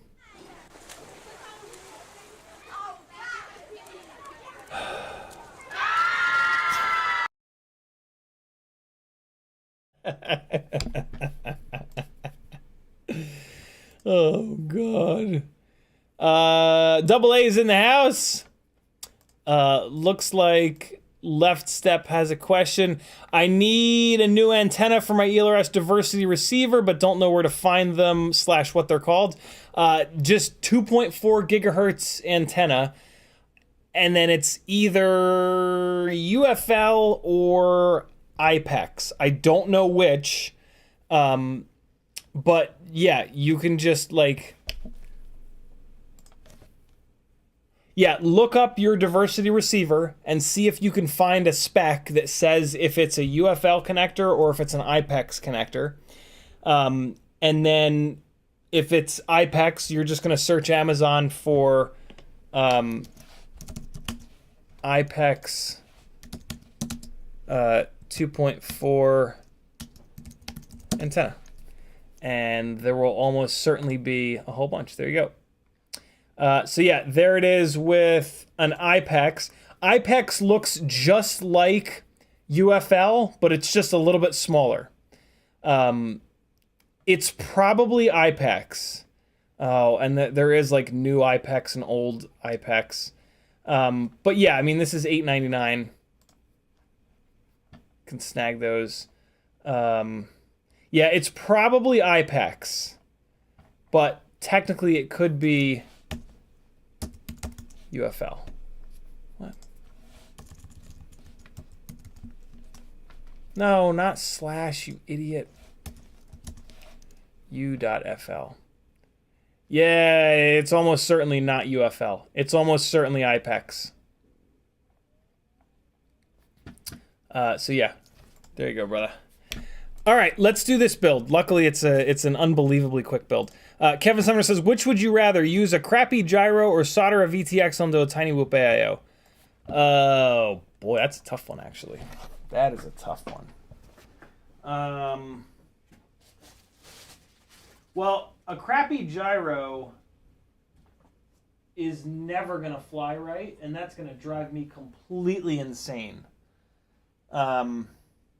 Well, I mean, it depends. If crappy gyro means a blown up gyro, then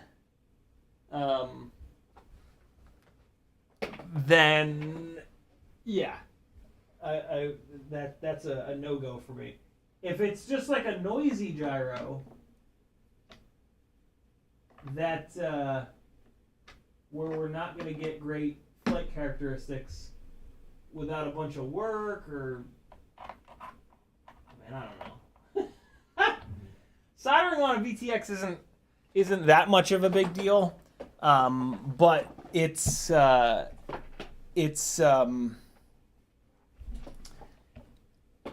a weight penalty, which is super annoying, and it's just more work. But yeah, you can at least get a rig. So here's here's my answer. Crappy gyro means you're never going to get a completely locked-in PID tune, and when your FPV friends watch you fly, they're going to judge you and be like, man, this motherfucker don't even know how to tune. What a dick. If you solder on an external VTX, your rig is going to be heavier, and you're just going to have a worse power-to-weight ratio. So, yeah. That's my answer. Atomic Rebel says, looking to build a Savage Bee XL, what analog camera do you recommend? I don't have one that I necessarily recommend. They're all different. They're all pretty good. There's none that are really like bad. So for the most part, you can. No, what you do is you just look up YouTube reviews on the different cameras that you think you might want, and there will be flight footage of each of those cameras, and then pick the one that you think looks the best. Everybody thinks. Like, there are people that think one camera looks amazing and another one looks terrible. There are people that have the complete opposite opinion. Yeah. Opinions are like assholes. Everybody's got one. There's no right answer to that. What I will say is that the Mobula 6 canopy here and the RunCam Nano 3 that fits into it are the lightest and most durable camera and canopy option, and the camera is completely acceptable in my opinion. So I'm a really big fan of this setup right here. It's hard to find this canopy in clear. Usually you're going to get it in like a smoke crotch gray color. But yeah, this is my favorite combo because the lightweight really does help and the durability is pretty awesome. So nothing wrong with this setup at all. Let's get some of this stuff out of here and start cranking away on this build. The soldering iron is up to temperature. The first thing we need to do is, and the only soldering we need to do, is to get a BT 2.0 lead on this little fella. We've got a ground pad here and a voltage pad here. I'm going to put this in my little vat of... I hear someone coming. Who's it going to be? No! Who is it?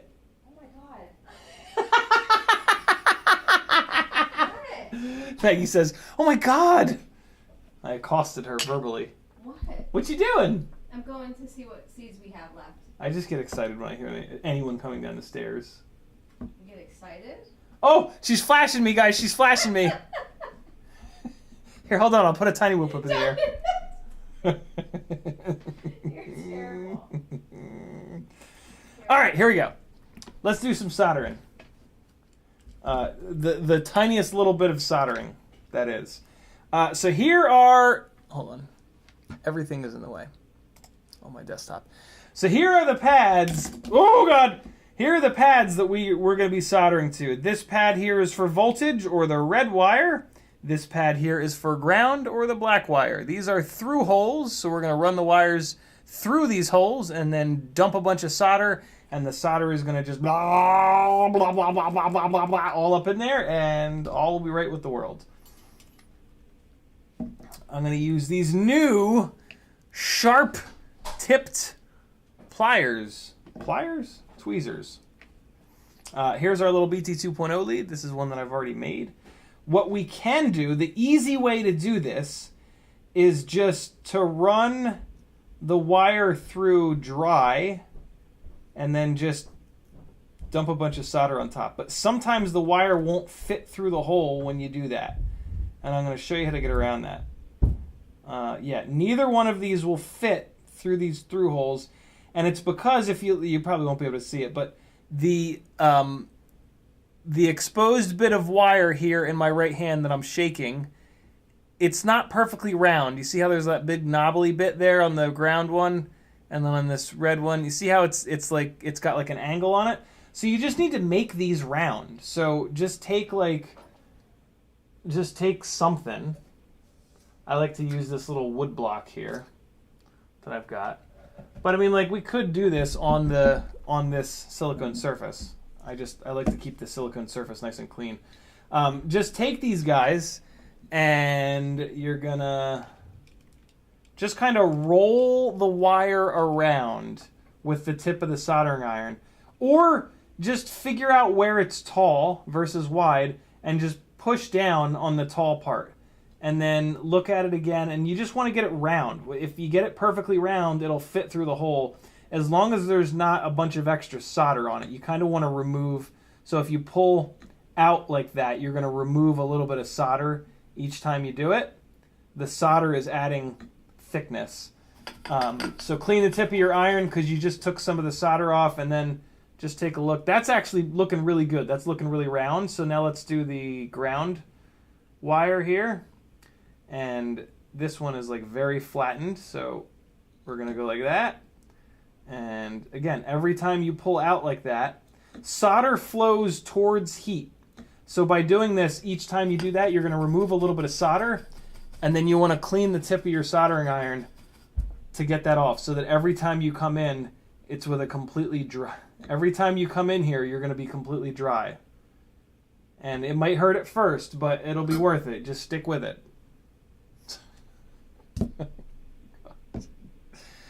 All right, so now let's try that again. Let's see if it'll fit dry this time. And it's almost there. Almost there, not quite. So the problem that I'm having is that there's too much solder on these. The solder makes the wires a little bit thicker. And, oh, there we go. The ground one fits through there. There, you see that? See how the ground one went through? So yeah, 1 out of 2 ain't bad. I'm not going to worry about it, though. Well, no, let me show you guys the easy way to do it. This is like the super easy way to do it. Hey, there we go. The voltage fit through as well. So you can just do 1 at a time, or you can do both, whatever. I'm just going to do 1 at a time. What I do like to make sure, though, is that the wire is situated in a way that, like, so you can solder it on at any rotation, but get the rotation as close to, like, you don't want to solder this 180 degrees and then have to spin it for the ground wire to get in there. So just get it so that the ground wire can also sort of be in the right spot. And the other thing you want to do is kind of get it pointing in the right sort of direction. And so the battery wire always goes out the rear of the rig, so I'm going to push this upwards a little bit here. Give you guys a little bit more height on this little detail camera here. So I'm just going to sort of push it up this way and see if I can get it to hang on to this USB port, and then I just got to get this. What I can do is just jam this ground wire into the silly putty, and of course now the voltage lead will pop out of place. There we go. All right, so this is the super easy way of doing this. You just put the dry lead in through there, and then all we're going to do is feed solder from one direction and bring heat in from the other direction, but we are going to put some flux on here. There is flux inside of the core of solder, but using a little bit extra is not going to hurt anything unless you're soldering to the base of a motor, but usually you'll be fine even there. We won't talk about that annoyingness. So we're going to pull the heat in from the right, and then we're going to feed the solder in from the left. And we're trying to push solder into the joint so that it flows into that through hole. As soon as we bring the heat in, we're going to get an explosion of smoke. That is the flux burning off. That is a good thing. As long as there's smoke, there's good heat transfer. And we added a bunch of solder there. Just give it a second because we want to get the whole thing hot and then remove it. I don't love having a big ball of solder there, so I'm going to clean the tip of the iron, and then I'm just going to come back in here, and this is also going to make sure that the heat transfers all the way through. Get it hot again, and then just pull out to take a little bit of solder with me, and then I'm going to do it again with the other tip, the other side of the iron, and now I've just removed a little bit more solder. And what you can do is just kind of look at the back of the joint, and you want to try to see that the solder flowed all the way through there. And in this case, I'm pretty sure it did, but let me get my little 5X loop. Yep, we are good to go. The solder penetrated the backside, so that's a nice strong solder joint. And now we're going to do the exact same thing on the ground side. So mash this guy through. And now sometimes on the ground side, it won't want to stay in there. Just kind of finagle it a little bit. With soldering, you want to spend all of your time getting the joints ready. and as little time as possible, like actually adding heat to the board. When you're adding heat to the board, that's when you can lift pads and stuff like that. So it's all about prep with soldering. Make sure that the wire is in the perfect position. Make sure you've got flux on it. Make sure everything is ready to go. And then at the last second, you bring the tip of the soldering iron in, add heat as quickly as possible, and then remove heat. So we're going to do the same thing here. We're going to bring the tip of the soldering iron in from the right and add solder from the left. Here we go. And now this is a ground pad. It's going to take a little bit more heat because the ground pad is tied in to the entire PCB. So just be patient. Let the heat transfer. And now there we go. Now the solder is going to start to melt. And we're just going to keep the tip of the soldering iron on this pad for another second to make sure it saturates all the way through. And that looks perfect. That's actually exactly what I want.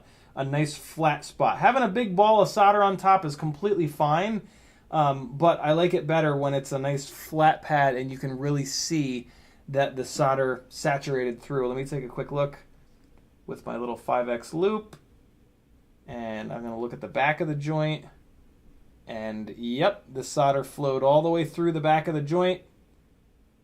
So we are good to go. The reason why there's more of a ball of solder on the positive lead here is that the positive lead has a little bit more wire peeking through. And that's fine. Like I could come in here with flush cutters and cut this off, but there's really not much of an advantage to doing that. It's more of just like a vanity thing. So I'm going to leave it alone.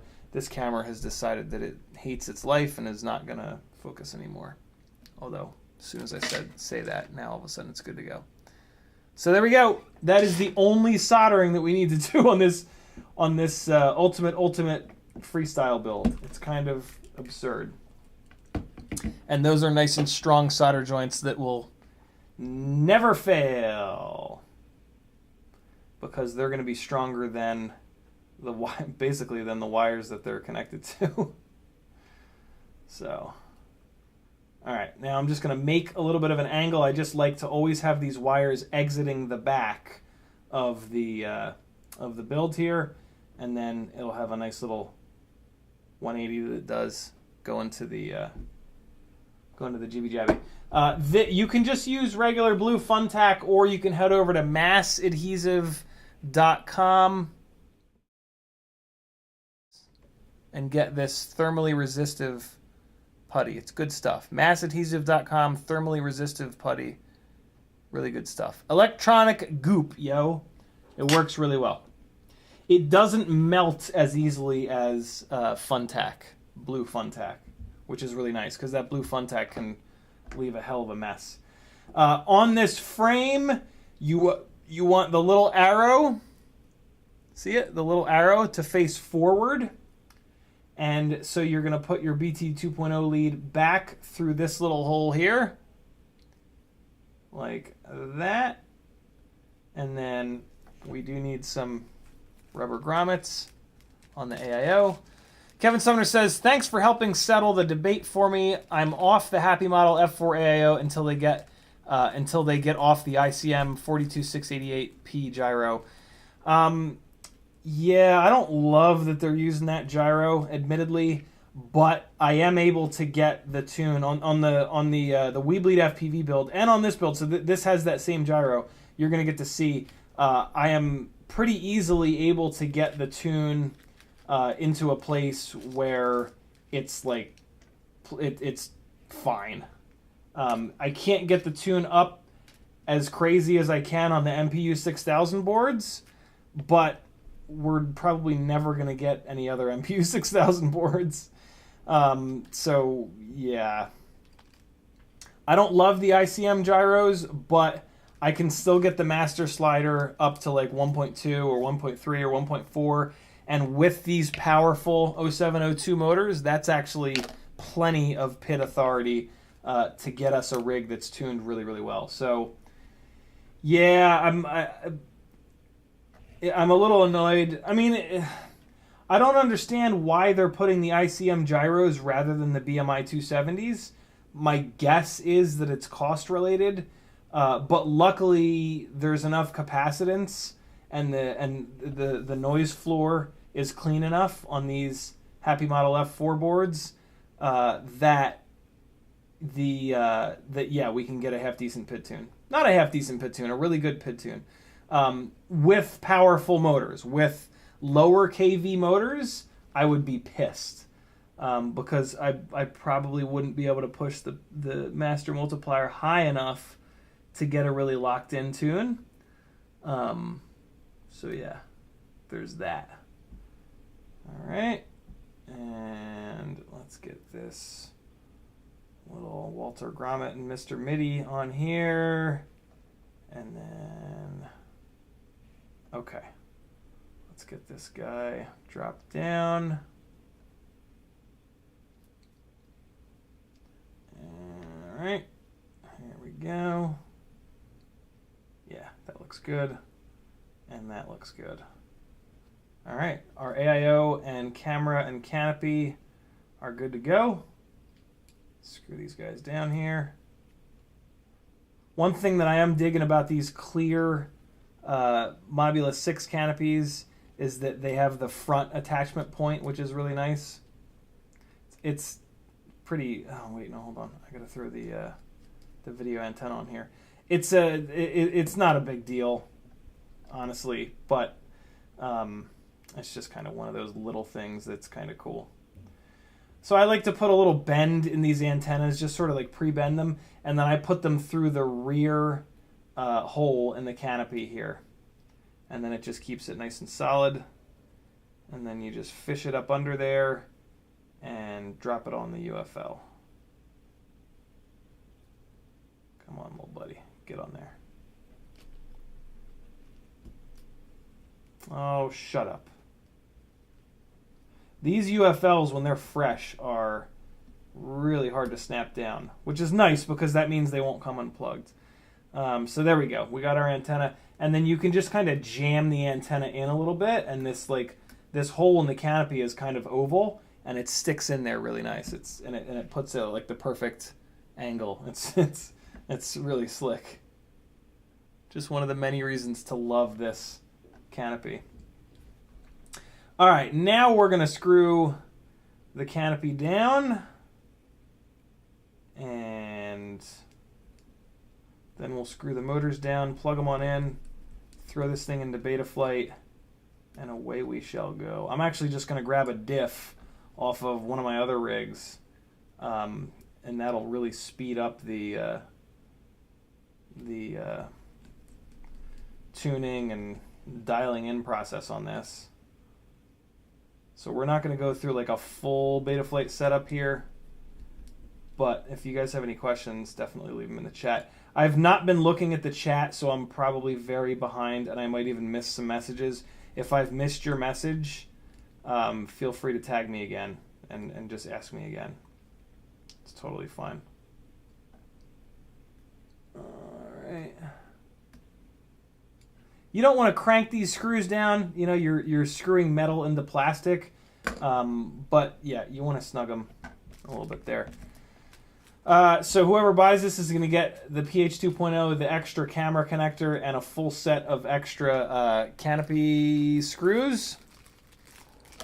I'm going to put those back into the little Happy Model container here, and then I can throw this into this NeBeeDrone box that I'm going to ship it all out in. And now we've got our Moon Traveler motors. Let me actually look at chat for a minute. Kiz Bartlett says the solder penetrated the backside. CiottiFPV 2022. You're goddamn right it did. Mr. Blue Sky says my UMX Turbo Timber takes those 2S batteries with no balance lead. It's the same connector. That's pretty slick. What the hell's a UMX Turbo Timber though? Kevin Sumner said, oh no, we got that. Atomic Revel said, oh no, we got that. Kevin Sumner says, oh, we got that. Wow, I'm not behind on chat. What's up, CMYK? How are you, brother? Bob Noxious is in the house as well. All the OGs are here. Now let's put the motors that are the same color as the canopy, or frame rather, on the Buildy Boy. These are the tinywhoop.com 0702 32,000 kV Moon Travelers. These are awesome. They're a lot, but, you know, I'm a lot, so perfect match. I always like to twist these motor leads up a little bit. It makes them a little bit shorter, and they are a little bit too long. All right. And then Happy Model always gives you a set of screws, so we're going to use the included screws. Screw them down, plug them in, Betaflight it up, and then, yeah, maybe on Friday we'll do another live auction for the ultimate Freestyle Tiny Whoop. If you're going to do this build for yourself, one of the most simple way to do it is to just buy a Happy Model Mobula 6 ELRS. And that way you're going to get the AIO, a set of motors. They're not going to be this powerful, but it'll get you in the air. The camera and the canopy. It's become difficult to find this AIO in stock from the same spot that also has the canopy and the camera in stock. And like if you end up having to buy from like 3 different shops after shipping and stuff like that, it's gonna, yeah, you'll have spent less just buying an entire Mobula 6 ELRS.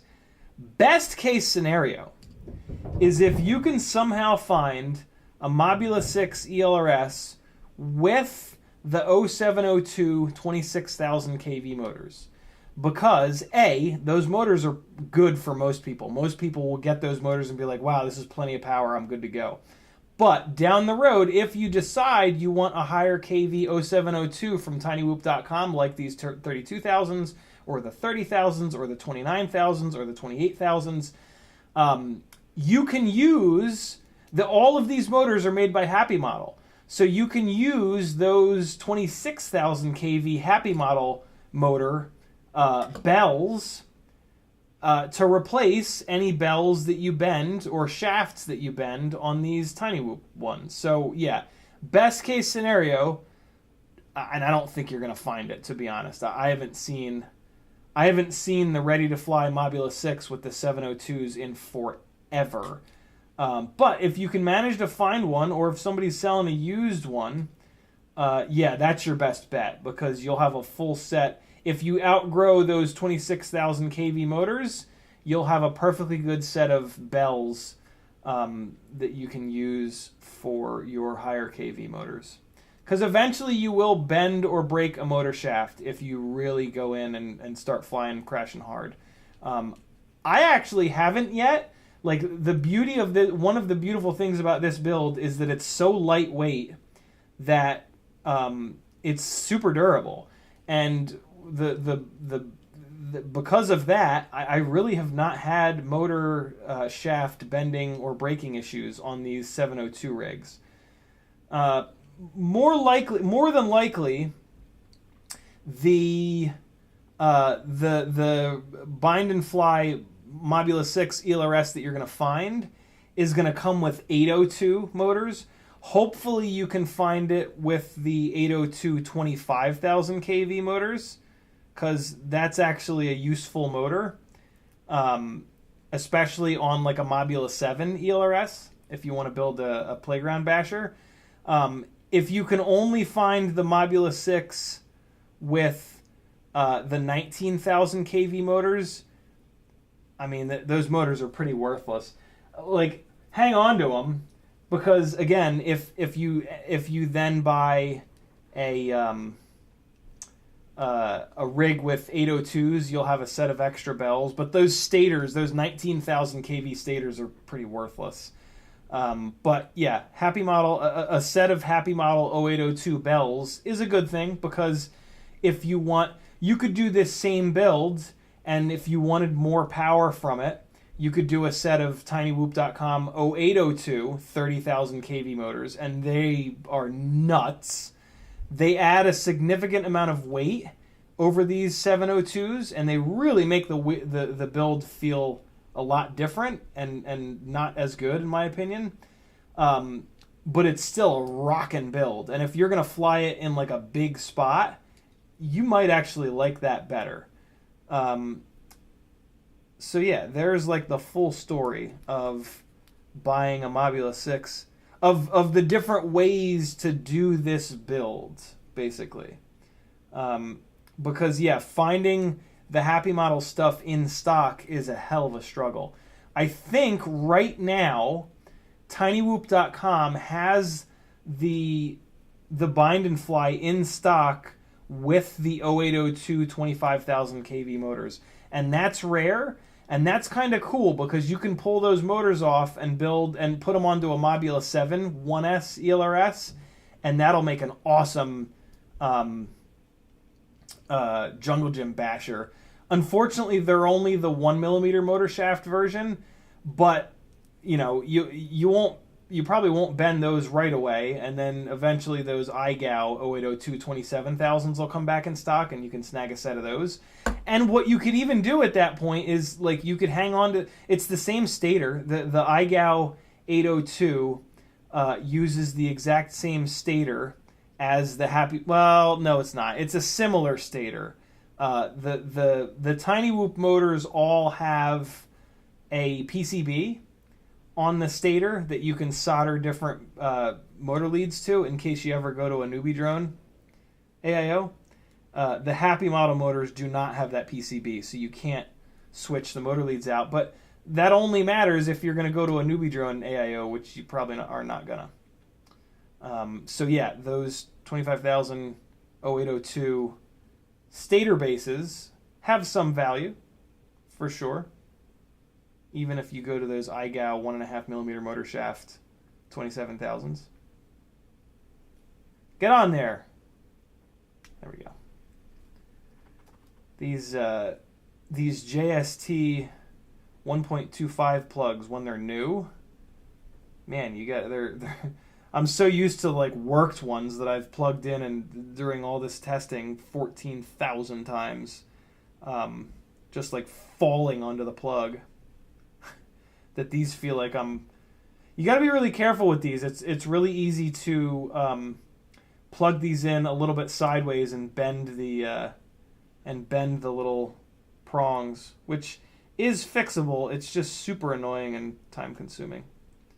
So always be careful when you're plugging these guys in. 6-1 says all Mobula 6 ELRSs have 702 and all Frsky Mobula 6s have 802s. I don't know if that's true. Because on Jesse's website right now is an ELRS Mobula 6 with 802 25,000 kV motors. I think what you're saying used to be true, 6X1, but I think it almost feels like Happy Model has run out of 702s or something like that. It's kind of weird. And there's an extra motor screw, which I'm going to put into the little case here.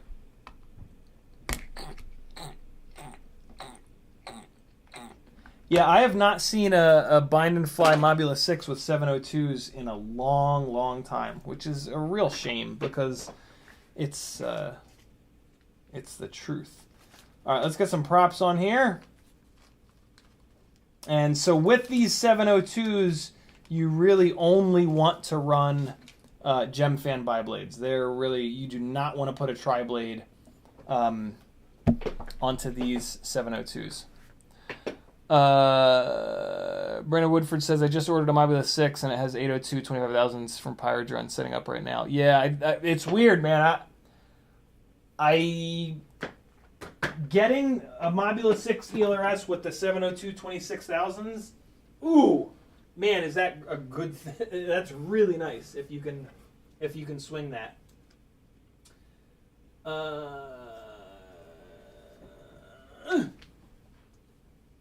I am running out of propellers. I'm gonna have to order some more props. Hey, look at this! I'm starting to. I'm thinking of sticker bombing. Oh man, you really can't see it. I thought you could see it. Yeah, you can kind of see it. I'm probably gonna sticker bomb these 3 cubes on the left side there, but it's stupid because you can't even tell. What the hell? Hold on, let me do this. Short lamp. That's the short lamp. What if I turn the short lamp onto cool white?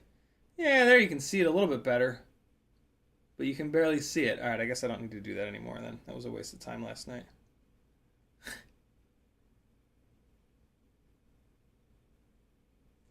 It looks better in white like that. What do you think? That or that? Which one? White or purple? Type it into chat. White or purple? There's purple. There's white. White or purple? You guys decide. Okay.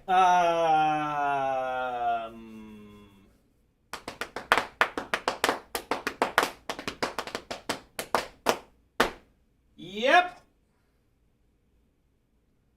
Let's. What happened to all my bi-blades? Did I eat them all? I have a set in there. That's weird. All right, here we go.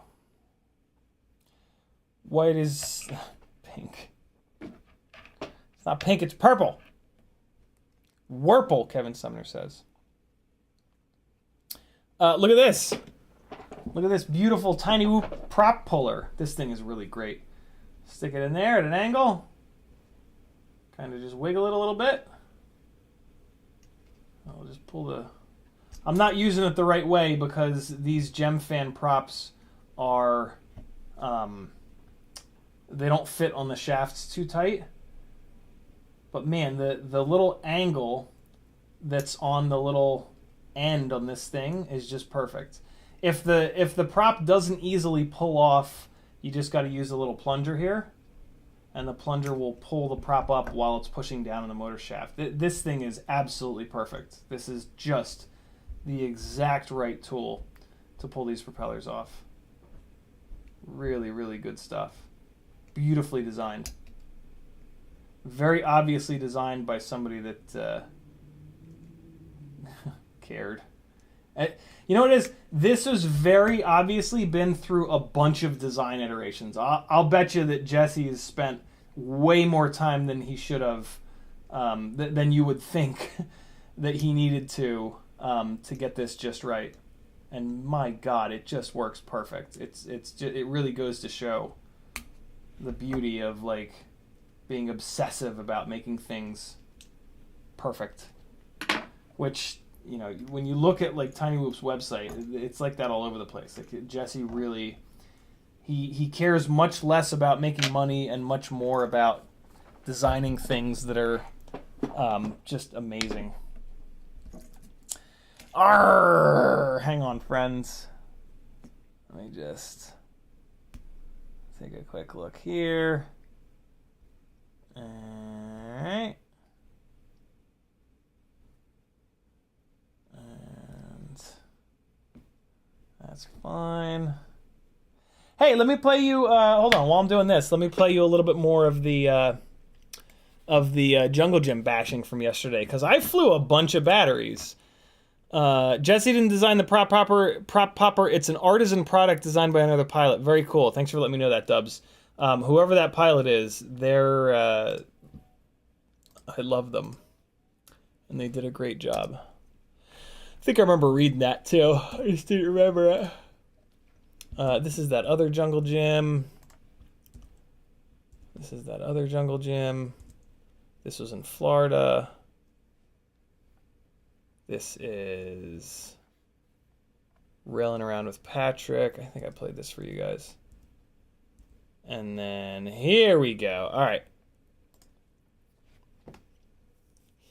So this is the 1002 Mobula 7 ELRS 1S rig on, yeah, there you go. I'm telling you, 1002. I'm not sure what battery this is on. My guess is this is on a 450 mAh battery. Oh, it's on a dead battery. That's what it's on. This is a battery that I'd been using to get motors spinning the right direction, fart around in Betaflight. So it's a battery that was already kind of dead. But we got a little bit of life out of it, and that's Azalea playing on the swing set. All right. Yeah, the performance. So this is the 1002 rig, a little bit heavier, but just grunty as all hell. And this is on the new Gemfan 1208 tri-blades. Little bit of an adjustment, kind of getting used to this rig, but I got dialed in at some point here. This battery was cooked, so that was not helping any, but still. Kind of started to get into the flow of things. Man, I was mean to this battery. Dropping down to 3.1 volts. Christ.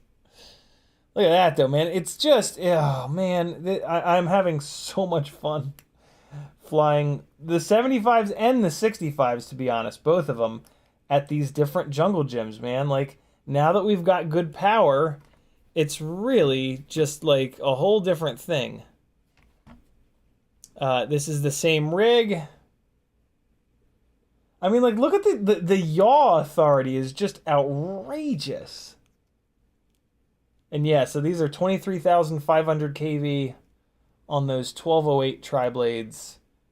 Great little combo. This rig also flies totally fine on the bi-blades, but it's the bi-blades could use a little bit more kV. Like if these were 25,000 kV or 26,000 kV, then the bi-blades would probably be my preferred propeller. At 23,500, the tri-blades are just, these motors wake up on these tri-blades. Oh man, that would have been, I remember being so bummed out that I didn't hit that gap, because I threw it over the top of that all fucking perfect, like, and then I realized I could do a cool little Matty flip there, almost hit myself in the face, and away we go. All right, getting some propellers dropped on to this rig here, and then we're going to get into Betaflight, get it all set up, and it'll be ready to go to its new home maybe on Friday. No promises. Man, these Moon Traveler motors look pretty nice against this light blue hand-dyed Tiny Whoop frame. I'll show you guys in a minute. Yeah, man, this is so fun. God damn, like, it's just, like, in terms of, like, spots to fly, these jungle gyms are, like, the best location ever. They've got big gaps, they've got small gaps, there's slides, there's dive gaps, there's, like, it's crazy, man. It's like these jungle gyms are made for us. It's just the coolest thing ever, man. I cannot believe that we haven't been doing this more. But I mean, it makes sense. Like, we have not had lightweight enough rigs that have been durable enough and or have enough power for it. You know what I mean? Look at this, yo.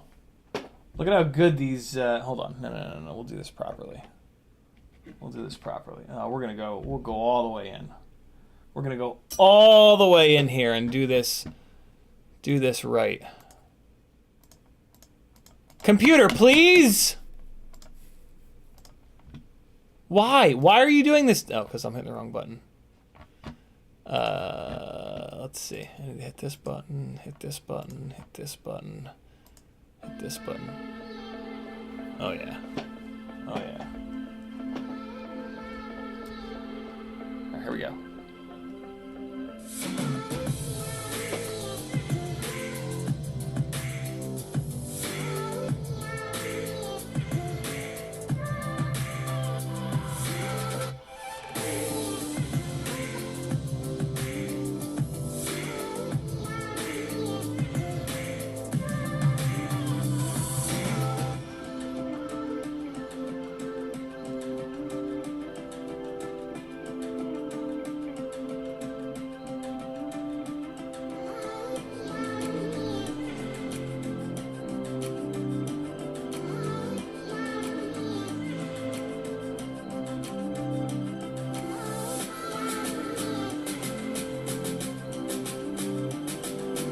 Focus, you rat bastard!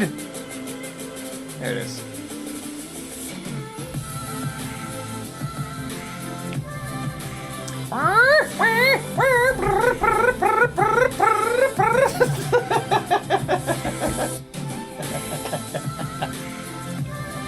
There you guys go.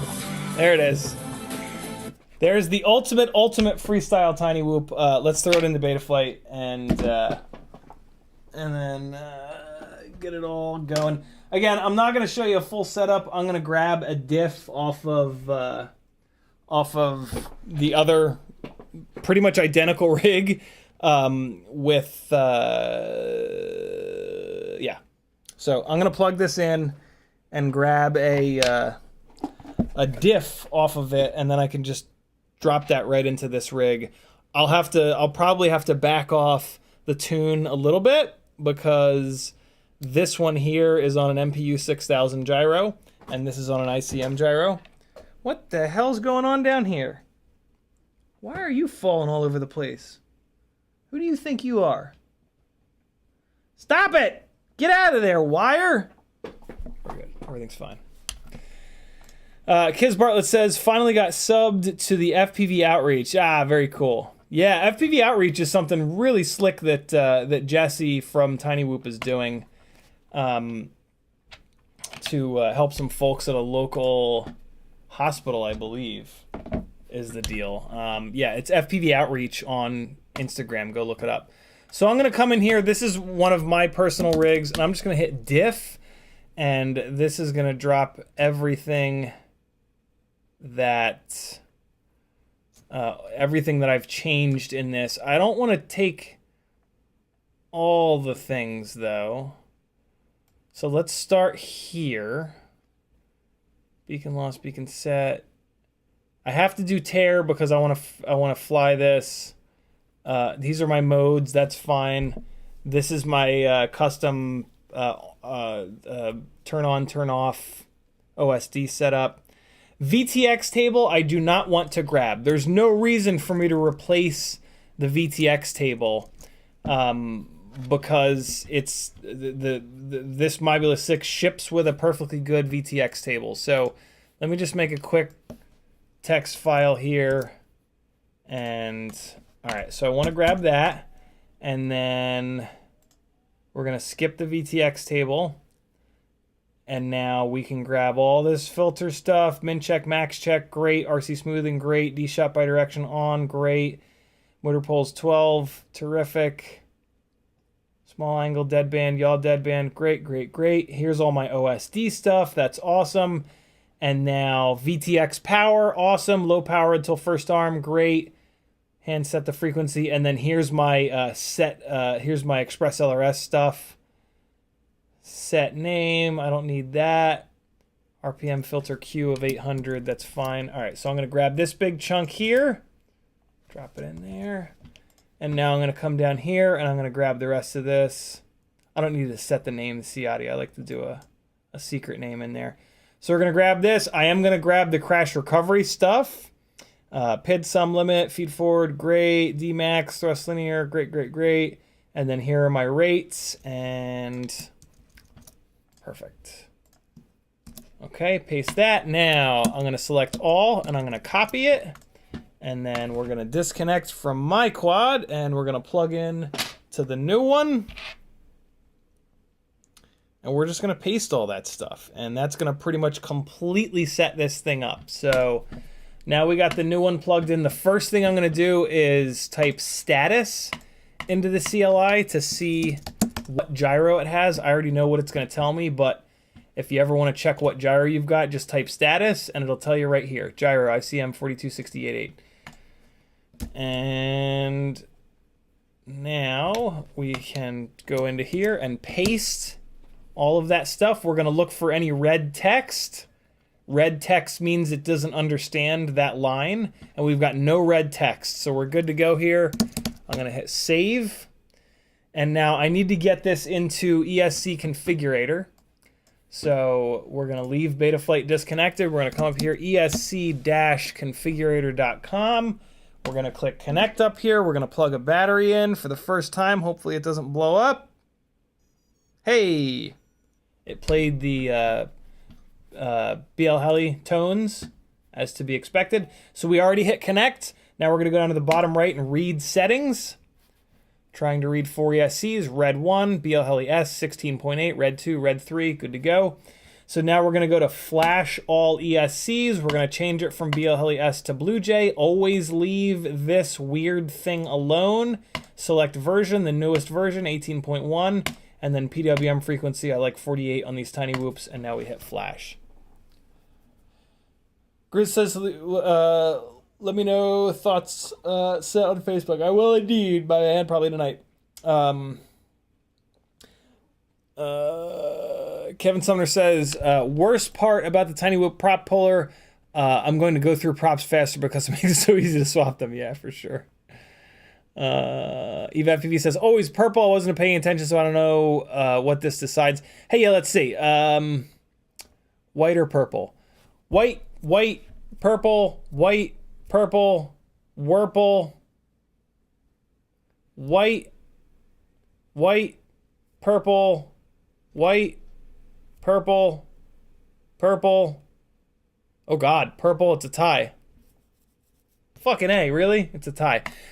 So now those 4 are all flashed. A couple of other things I like to do, change this beacon delay to 2 minutes. If the ESC has not gotten any commands for 2 minutes, it'll start beeping, just as a nice little reminder. And then brake on stop, I always like to turn that on. Beep strength and beacon strength, you might as well turn those up. It's really quiet. The beeper is really quiet on the Tiny Whoop because the motors are so small. So just move these up 130, 140, 150-ish. And then you're going to click write settings, and that's going to write those changes that you made over here. And now we're good to go there. So we can close out of that. We're going to pull power from the Tiny Whoop. We're going to unplug USB to let the flight controller reset. And now we're going to plug back into USB. And we're going to plug the battery back into it. And we're going to go to the motors tab and get the motors spinning in the right direction. So we go to motor direction. I understand the risks. We're going to use the wizard, start and spin motors.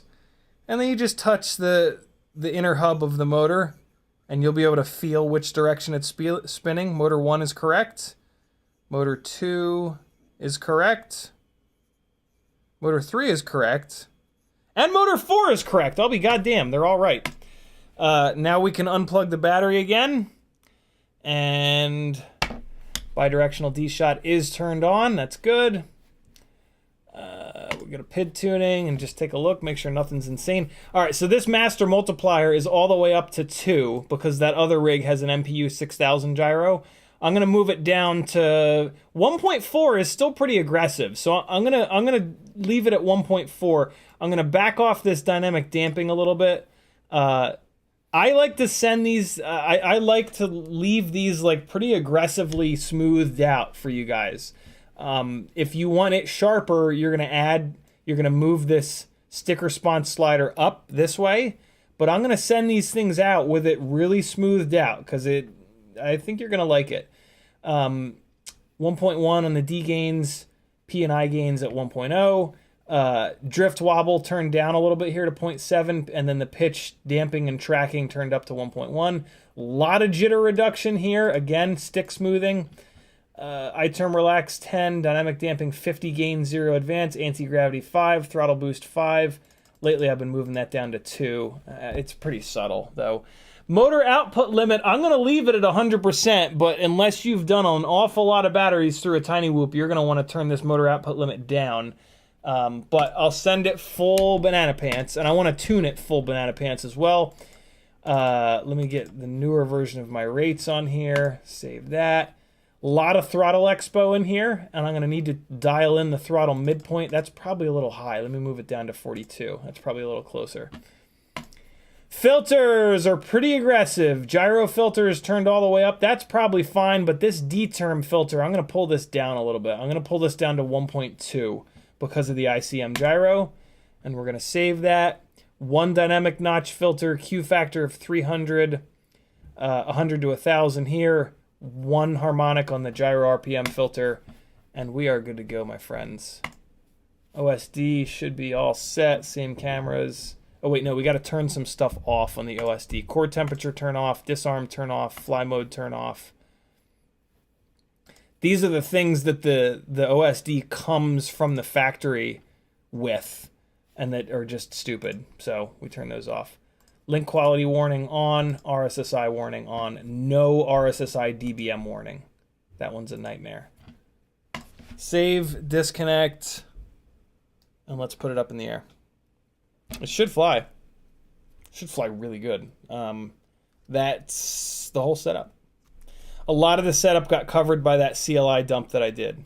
Or the CLI diff that I did, rather. If you type dump into the CLI, it'll tell you every single setting. If you type diff in, it'll only tell you the settings that you've changed. Diff stands for different. Do we have video? Not yet. It's probably in pit mode. Let's take a look. It should magically give us video as soon as I arm it. Nope. It might not be on the right channel. Let's take a look. Yeah, I got no video. I should have checked that in the... Oh, yeah, you know, I didn't change the... Well, I didn't change the VTX table, but I did copy in a bunch of stuff that should have told it to automatically fire up on race 8. But maybe it didn't. Let's take a look.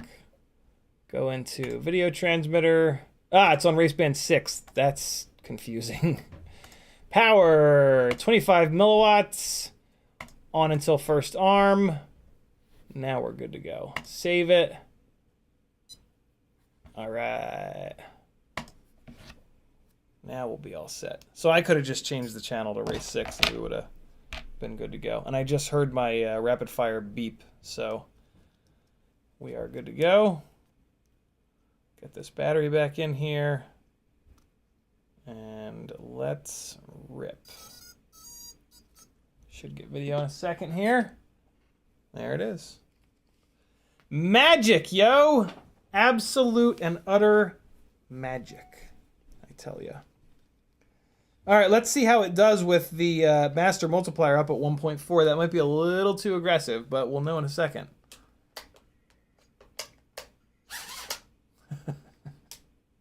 Christ.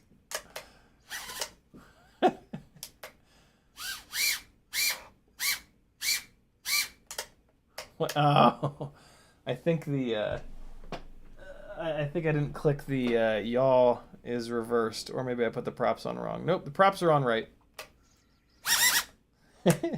Yeah, I don't think I think it still thinks it's props in. Let's pull this battery one more time and take a quick look. I forgot to look at that in the motors tab. It's interesting, like that should have come over in the diff, but oh, it did. Are the motors not in the right spots? Let's see. Let's plug a battery in. Bet you the motors aren't in the right spots. I bet you this is set up for the damn thing to be back. Well, let's check it in setup. Let's check nose down, nose up. Roll left, roll right, yaw left, yaw right. Okay, so the board orientation is correct. Let's come in here. Oh yeah, the motors are in the wrong spots. That's motor 4. Motor 4 is where motor 1 is. So we need to hit this, and that did not come over in the diff. So we're going to reorder motors. We understand the risks. Start, which motor is spinning, left front, which motor is spinning, left rear, which motor is spinning, right front, which motor is spinning, right rear. And we're going to save it. And now let's make sure that they're spinning the right direction as well. Connect again. Motors, motor direction, understand the risks, wizard, start and spin. Motor 1 is correct. Motor 2 is correct. Motor 3 is correct. Motor 4 is correct. That's why. Whoa, it's 8:30 already. What the hell? How did that happen? What is this alarm? Oh. Invoice Joshua. Got it. Stop motors. Now we should be good to go. I can't believe it's 8:30 already. Shit, I told Felix we would play Minecraft tonight. All right. 2 quick batteries and then we out of here. Let's check this tune out now that the motors are in the right assigned spots. Mobula 6 ELRS is the default name. Look at that. That's no fun. I gotta change that. Hey!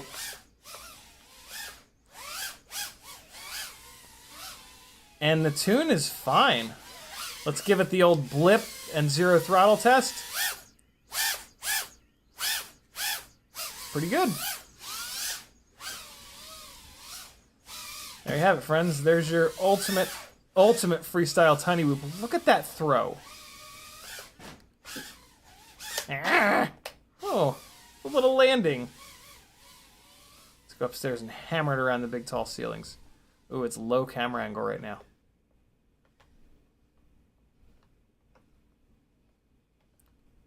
Down we go.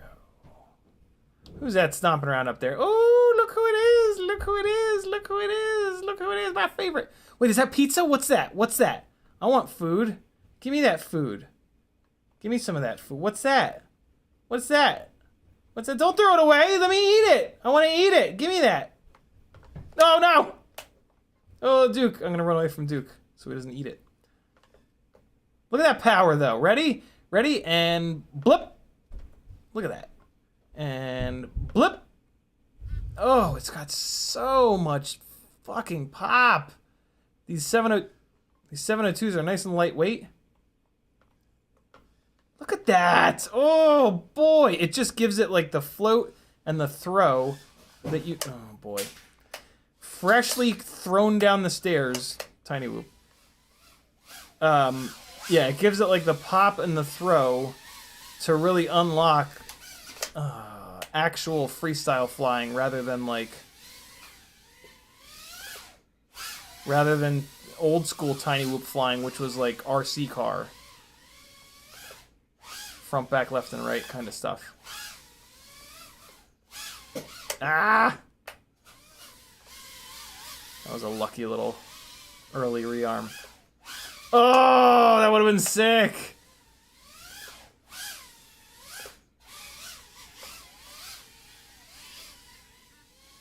Ah! I gotta spend some more time with these 65mm rigs. I've weirdly gotten used to the 75s. Yeah! I'm like second guessing myself on a lot of these movements. God, the throw, yo! And this is with just the regular old BT 2.0 300 mAh batteries. Let's do one more. I'm curious if I can push the master multiplier even farther. I always like to find how far I can push it and then just bring it back a little bit. Probably there's a drone mod for Minecraft, Denzil says. That's pretty rad. Yeah, these are the Moonlander 0702 32,000 kV motors. This rig will be available for purchase probably on Friday's live stream. This is the ultimate freestyle tiny whoop. I'll be doing a live auction with this. So the stream starts at 7. We'll probably start the live auction at 8 and it'll end at 8:30. And yeah, you guys come into the chat and bid, and then somebody outbids you and outbids you and outbids you, and yeah, at 8:30, whoever's got the highest number in there, they've got to PayPal me. If they don't PayPal me, it goes to the next person. This will come with launch mode turned on. Isn't that fun? Well, look at this. This is my favorite thing about launch mode. You put it all the way up, and the motors come down to idle. But then watch. If you go too far, it gets confused and it and it front flips. But yeah, motor. It's here. Let's do it on this cam. The launch control is one of my favorite things. It's just so fun. Wait, get out of there, big long hair. Jeez. All right, ready? Oh, it's having trouble with the batteries a little too far forward. There we go. That should be better. All right, ready? You can just turn this on. It's just in the modes tab, and I'm just pitching forward and back to control it. All right, ready? What'll it do if it falls off the desk? Oh, it's beyond vertical. What? How? Oh, there it goes.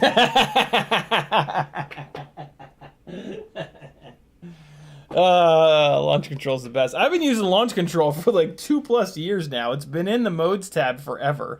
You just gotta put it on a switch. Just one of those, one of those really fun things. Don't let the racers have all the fun, yo. Get your launch control on.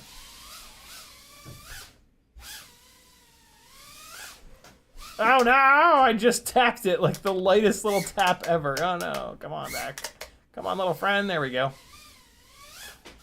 Stop it! Stop crashing into everything.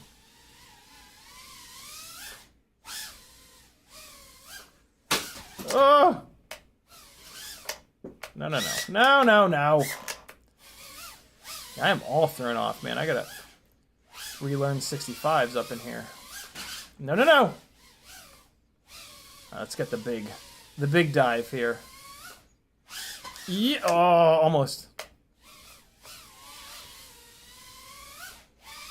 There it is. Oh! Hey, what? Where'd that coffee table come from? Oh, yeah, these have a lot of power. These have a lot of power. Oh boy, didn't mean to exit through there, but I'll take it.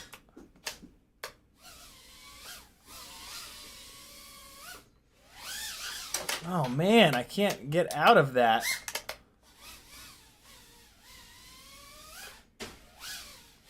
Thunk. There we go. What? Stop that. Stop it. Still got good. Oh wait, let me set the midpoint on the throttle. What's our cruising throttle value? 33. Yeah, I thought that was a little high on the other one. 30, 31. 30. Oh, for fuck's sake, let's just get in here and we're gonna go to rates and go to the bottom. Throttle expo is 40, but then the midpoint needs to come down. Let's set the midpoint to 32. Give that a shot. So now that's gonna affect the midpoint. So now our hovering throttle is up a little higher, 35, 36, 40. So you almost always have to go in and set that twice. So back into profile, and then rates, and then once you get it a little closer, it'll be easier to set it. So 32, let's go up to 36. That'll probably be about right.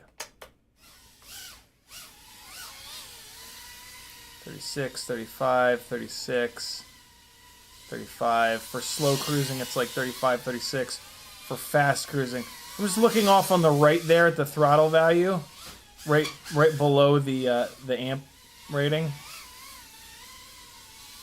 40, 39, 40. Let me set it a little bit higher. Sometimes you have to do it 3 times. It was actually pretty close initially.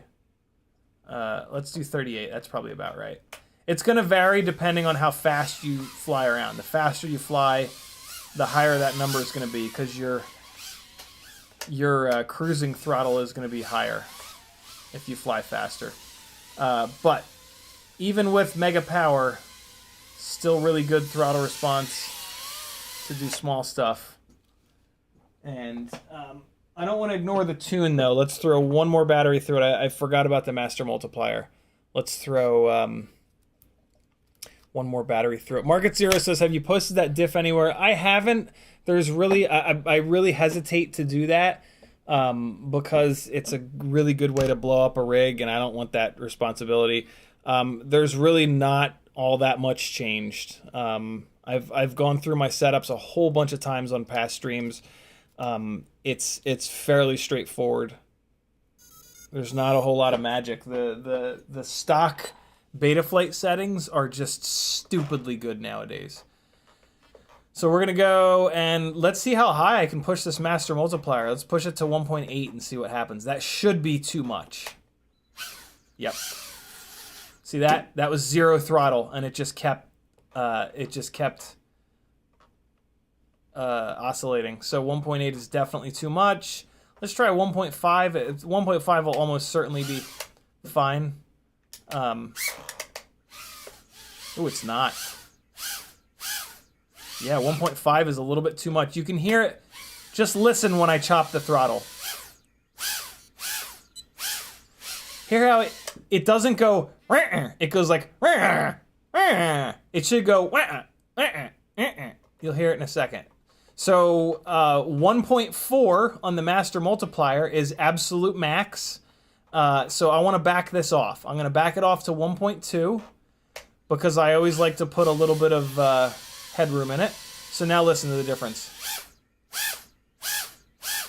When I chop the throttle, the RPMs come right down. That's what you want. That's one of the easier ways to see if you're over-tuned or not. It would fly totally fine on 1.4 until somebody started to beat up the motors or the propellers. And then and I don't want that. Like it's not a significant enough difference in the I was going for the big power loop. It's not a significant enough difference in flight performance to justify the cranked up tune that you have to always kind of screw around with. As you can see, the flight performance is still awesome. There's no prop wash, there's no nonsense. Like, I can send it over here and jam the throttle and jam the throttle and jam the throttle, and there's no prop wash at all. So, because we've got a really good mechanical system, these motors with these propellers, basically, we don't have to have a crazy PID tune. And also, the stock PID tune is just really, really good. Like, the new Betaflight 4.3, it's not really new anymore, but stock PIDs are way more aggressive because all the new Betaflight filtering is unbelievable. So yeah, we just don't need to go completely nutty on the PIDs anymore in a lot of cases. Oh, that was hot! Hot stuff coming through! So yeah, tune is good, filtering's good, fly's fucking amazing, of course, and I'm